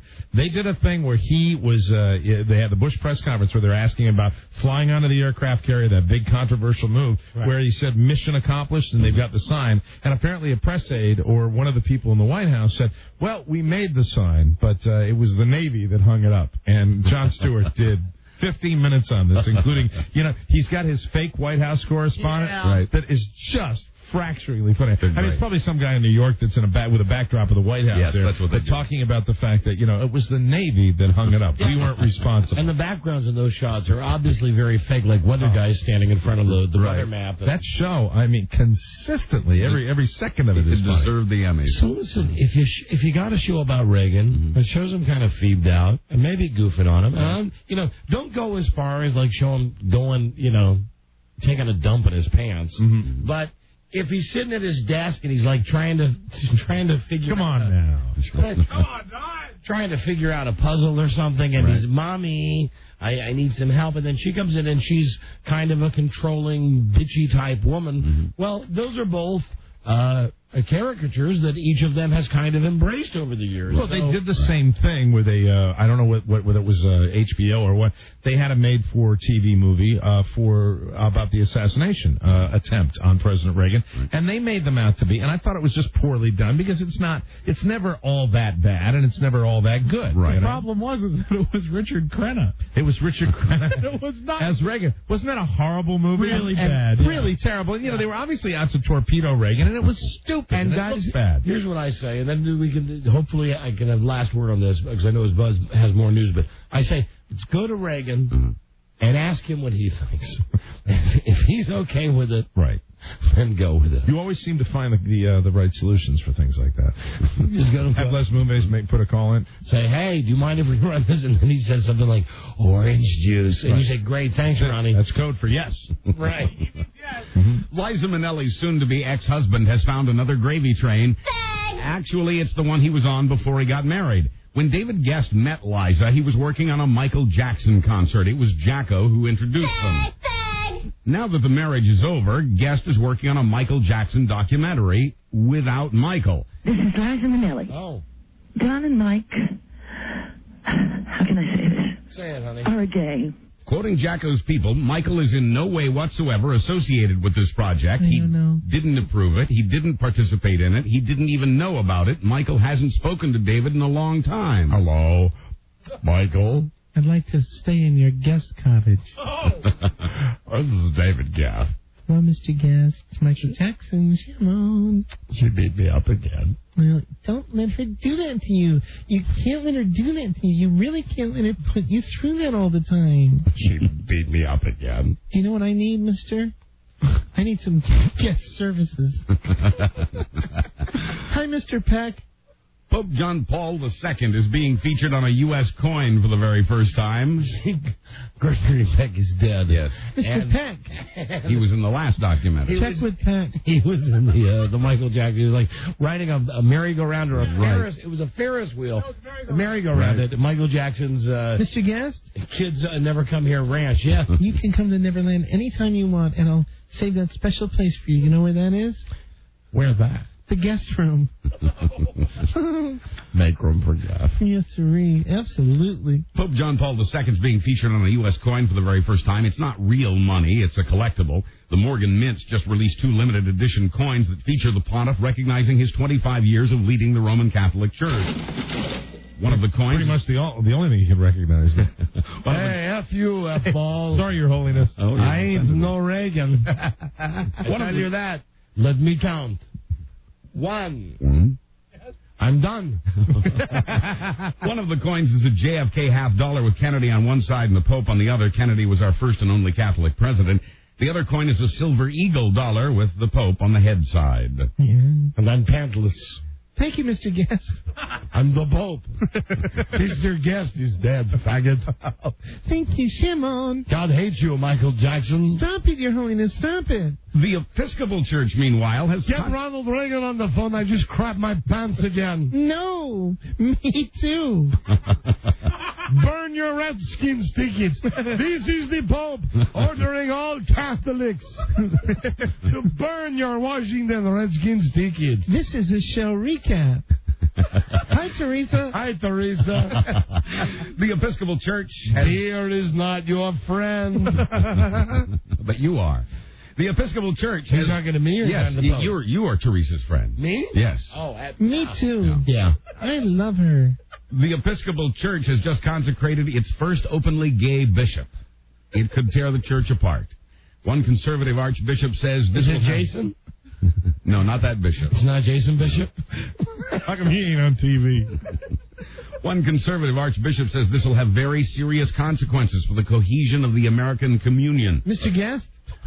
Quoting one church member, if this consecration goes forward, the Anglican fabric will be torn. Yes, I'm back, Michael. It's me, David Gaff. Can I see your special guest star? But only a handful of people protested outside the consecration ceremony. Let him in. Of the 4,000 people inside, only 3 came forward to object. Quoting one minister who said he was speaking for 36 others, we are forbidden to judge persons, but we are allowed to judge behavior. I want to be an Episcopalian. Be my guest. Thank you, Mr. Guest. Put your magic to the test. Cheer him on. Be my guest. 70-year-old actor Robert Blake will stand trial for murder alone. How you doing, Bobby? I don't know, man. They're Why? just all their brothers, their fathers, they're all come on out against me, man. Mm-hmm. It's just not me. I'm dying. I'm sitting here in my orange jumpsuit, and life just sucks. You still got that bird, though? I got the cockatoo right here. Yeah, listen, I'm talking to the radio guy. Don't make me have to be... There you go. All right, it's dead. I think it's dead. Maybe... No, it's coming back to life. Resilient. Take that. Take that. That is a doornail. Feathers all over the place. Ain't you dead yet? Damn it. For cockamamie bird. The judge has ordered the charges that were filed against Blake's bodyguard, and she's dropped the conspiracy charges against both men. I'm sharing a cell with David Guest. That's a setback for prosecutors who had built their case on a murder kit theory. They'd accused the actor and his bodyguard of drawing up a shopping list that included Drano and duct tape. Prosecutors now have 3 weeks to try to convince the judge to change her mind about her latest rulings. The good news for Blake, what little there is that he'll get back the $1 million he posted for the bodyguard's bail. CBS will air an interview with the Emmy winner next week. That's right. Don't forget the fact that I got that gold statue. I got that right there, and they're using it on me in the prison. your Emmy? Oh, yeah, man. They want to see my star. The year was young when... This is Alec Baldwin. Hey, Alec, how are you? I'm doing fine. I used to do the same thing with the Oscar with my wife, my ex-wife, Kim Basinger. Yeah, but it's a hell of a lot more painful. That's a pointy trophy with a big globe on the end of it. Flying angel. Oh, that's right. I used to F my wife with her Oscar. You're talking about the common Emmy. Yeah, the Emmy. I tell you, I hear the angels sing when they do that to me. The year was young when legendary music producer Phil Spector was arrested following the murder of a B-movie actress in his Hollywood mansion. It's now November, and Spector still hasn't been charged with the murder, even though detectives have concluded that he did it. Bail for the 60-year-old icon has now been extended for a second time, now good through January 9th. I don't want to test me more of that or this Redskins thing. Yeah, right. Stay tuned, Buzz. All right. And hi, Teresa. We'll be right back. This is the Don and Mike Show. Gosh, I hate to interrupt. It's all been so incredibly fascinating and entertaining and instructive. Really, the time has just flown by. The Don and Mike Show. There you go. Who likes this song, huh, Buzz? Buzz likes this song. Yeah. Just talking about yourself in third person, Yeah. Buzz. You like this Even song. better than a titty bar. Yeah. The Don and Mike Show.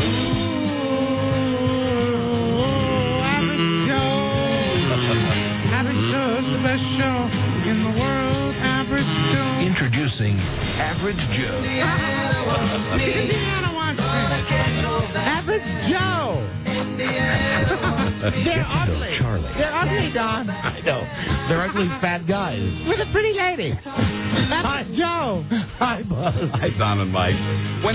When Democratic presidential hopeful Howard Dean asks for your vote, he's asking you to overlook a couple of things, like his privileged, preppy upbringing, the drunken behavior of his youth, and his occasional petty theft. These are all confessions found in Dean's book, Winning Back America. But he'd also like you to know those things are in his past, long past. Dean says that after he got married, quote, I quit drinking. When I drank, I would drink a lot and do outrageous things. I realized what was funny when you're 18 is not very funny when you're 30. Well, I listened to his brother, Jimmy.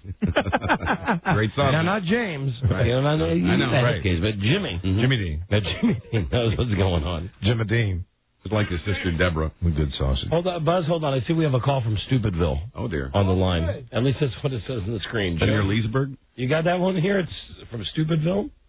Okay. Hello, Mary. Yeah, hi. Beverly Farmer isn't doing the traffic tonight. It's some guy, and he's calling himself Shondell Riddle. Imagine that. Really? Wow, that's crazy. How do you think that happened? It's somebody from CBS playing a goof. I guess so. It's taking our faces. I guess so. I guess the riddle is, how did this happen?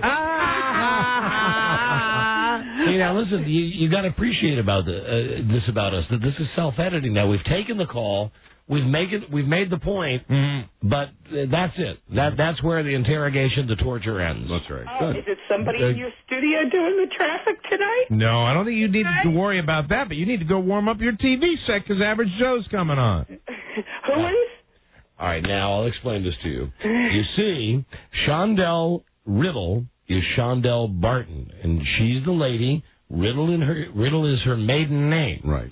She's the lady that had the 40th birthday party that worked here that started all the problems with all the stuff with the weekend. Talked about it on today's show. So I told the guy who's filling in for the lady doing the traffic that it would be funny to have a guy use a girl's name and it would be Shondell Riddle, but I didn't think that anybody quite so dense would not get the fact that it was a joke. Because the name Shondell, not the last name. The last name was for us, but the first name was, for everybody. That's kind of an inside joke for people who really, get the show. And trust me, you got to have an IQ of about room temp to get the show. Okay? I got it, but I thought somebody from the traffic center was goofing on you guys. No. Never happened. No. We are the goofers. We are never the goofies. You know what's great about this call is she thought it came down from CBS corporate. Yes. Playing a joke. Well, who would know that, Rob? It came from Les Moonves. It did. Absolutely. Mary, thanks for looking out for us. Thank you, Mary. Bye. Hold on, Mary, hold on. You deserve something. No. She does. You deserve something. I think she does. How about a pile of warm snot? No. Mary, you won the Sopranos, the complete 4th season DVD box set. Oh, terrific. That's great. That's terrific. You're right. It's on DVD and VHS, The Sopranos.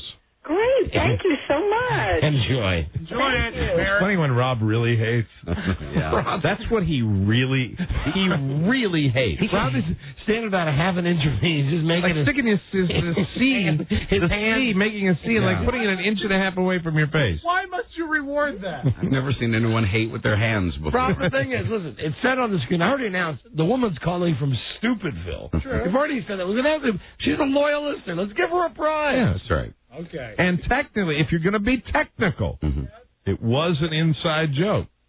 It was an inside joke. See? Fire has damaged the South Carolina home of a man known as Radio. Oh, the retarded guy with goofy teeth. 56-year-old James Kennedy, who is mentally disabled, is the subject of a current movie. The movie's about how he became an inspiration for his local high school football team and later for the town itself. Don and Mike, this is Jim Nance from CBS Sports. Radio is something that they criticized it, and I was so mad. Oh, my God. Radio, it's me, Jim Nance. I'm here to save you. I'm Superman. I'm going to take you out, get all your stuff out here, my radio buddies, Don and Mike. I'm going to grab onto your big retarded goofy tootsies. Radio, can you hear me? Come out on my shoulders, Radio. You'll be fine. Who is that? Nancy James? Thank you, my radio buddies, Don and Mike. Jim Nance, CBS Sports. Friday night, actually early Saturday morning, fire engulfed Radio's bedroom. Oh. There's a breaker box.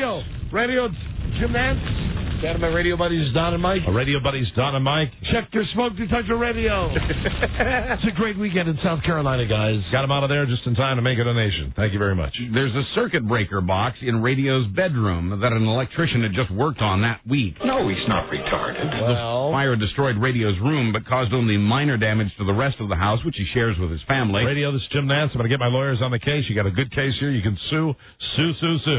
Sue Studio. Ever the hero, it was Radio who awoke his family and got them out safely. Way to go, Radio. There you go. That's a good turn. Jim Nance would like that story. He'd love that story. I bet he mentions it this week. The more... Do you think video killed a radio star? That's old. That's old, my radio buddies, Don and Mike. The more supersized sandwiches they make, the more supersized coffins they make. American undertakers have started offering larger coffins for an increasingly fat population of dead people. Oh, dear. They say the trend toward bigger cadavers started 30 years ago and just keeps getting bigger. Bigger. A casket company in Indiana says it would sell about one triple-sized coffin a year back in the 1980s. Did you ever suck the jelly out of a jelly donut and then fill it with chocolate swirl ice cream? Beat you to the punch on that one. I was going to say, did you ever suck the embalming fluid out of a cadaver? Triple-sized coffins, they'd sell one a year back in the 1980s. Now they sell 5 of them every month. Wow. Whereas your standard casket is 24 inches across on the inside, and the fat ones are 44 inches, and will hold up to 700 pounds without, quote, losing their integrity. But they say this still leaves the problem of needing bigger vaults to put the caskets into and bigger holes in the ground to hold the bigger vault. Cremation. I'm all for bigger holes. And to take bigger fires. Mm-hmm. A favorite masked crime fighter is coming back to the big screen. Not Batman. Not Batman. Not Superman. Or Spider-Man. It's Zorro again. Zorro! Oh, I hope it's Zorro the Gay Blade. That is such a great movie. It is great. George Hamilton. But I love that movie. It's not that at all. It's Antonio. Go ahead, give the line from that movie that you like to do. 2 bits, 4 bits, 6 bits, $1. Oh, who like Zorro? Stand up and holler! Antonio Banderas is in talks with Sony to repeat his role as the swashbuckling swordsman. Sony's also talking with Catherine Zeta-Jones again. Anthony Hopkins may be on board as well. Production set to begin next spring. Sword fighting. There is nothing quite like sword fighting. How you doing, Antonio? I'm okay, Don. How you doing? My career is hot. Super hot. Don't forget it. What? My career is hot. Super hot because of my fantastic sword fighting. Hot. Don't forget that, Catherine Zeta-Jones. Hi, Teresa. In sports, the Patriots visit Denver tonight on Monday Night Football. And finally, you're naked and a couple of dozen high school girls in uniforms are chasing you. Now, wait, what? Are you following me around this weekend? What's the deal? I think I'm reading your mind here. But for a 25-year-old Philadelphia man, it was more of a nightmare than a fantasy. He had been exposing himself, flashing the girls outside their Catholic high school. He'd done it several times, so one day last week, the girls were ready for him. 20 of them chased him down. Tim Sabian! Chased him down, tackled him, and began to punch and kick him. The young man now faces more than a dozen criminal charges and memories to last a lifetime. I'm Buzz Burbank on the Don and Mike Show. God damn it, Buzz. Naughty Buzz. Why? Nothing. Great job. We learned you good. Oh, God. That's it. We'll see you tomorrow with the new episode. Thanks for the tongue cleaner, Buzz. You bet. Burning of the tickets on the show tomorrow. The WWE Survivor Series. We'll tell you how we'll give that away. All the stuff we didn't get to today. Who's watching Average Joe? Get to know Charlie. Funny. Good day to you, sir. Good day to you, sir. Good day to you, sir. Good day to you, Don. And you. I'll see you in the Game Show Network chat room. Okay, that is weird, Rob. BM. Eaters. So we meet again. This is Sammy Davis Jr. saying, be kind, be nice, and I hope the next performer has the pleasure of having as nice an audience as you've been tonight. And let me leave you swinging.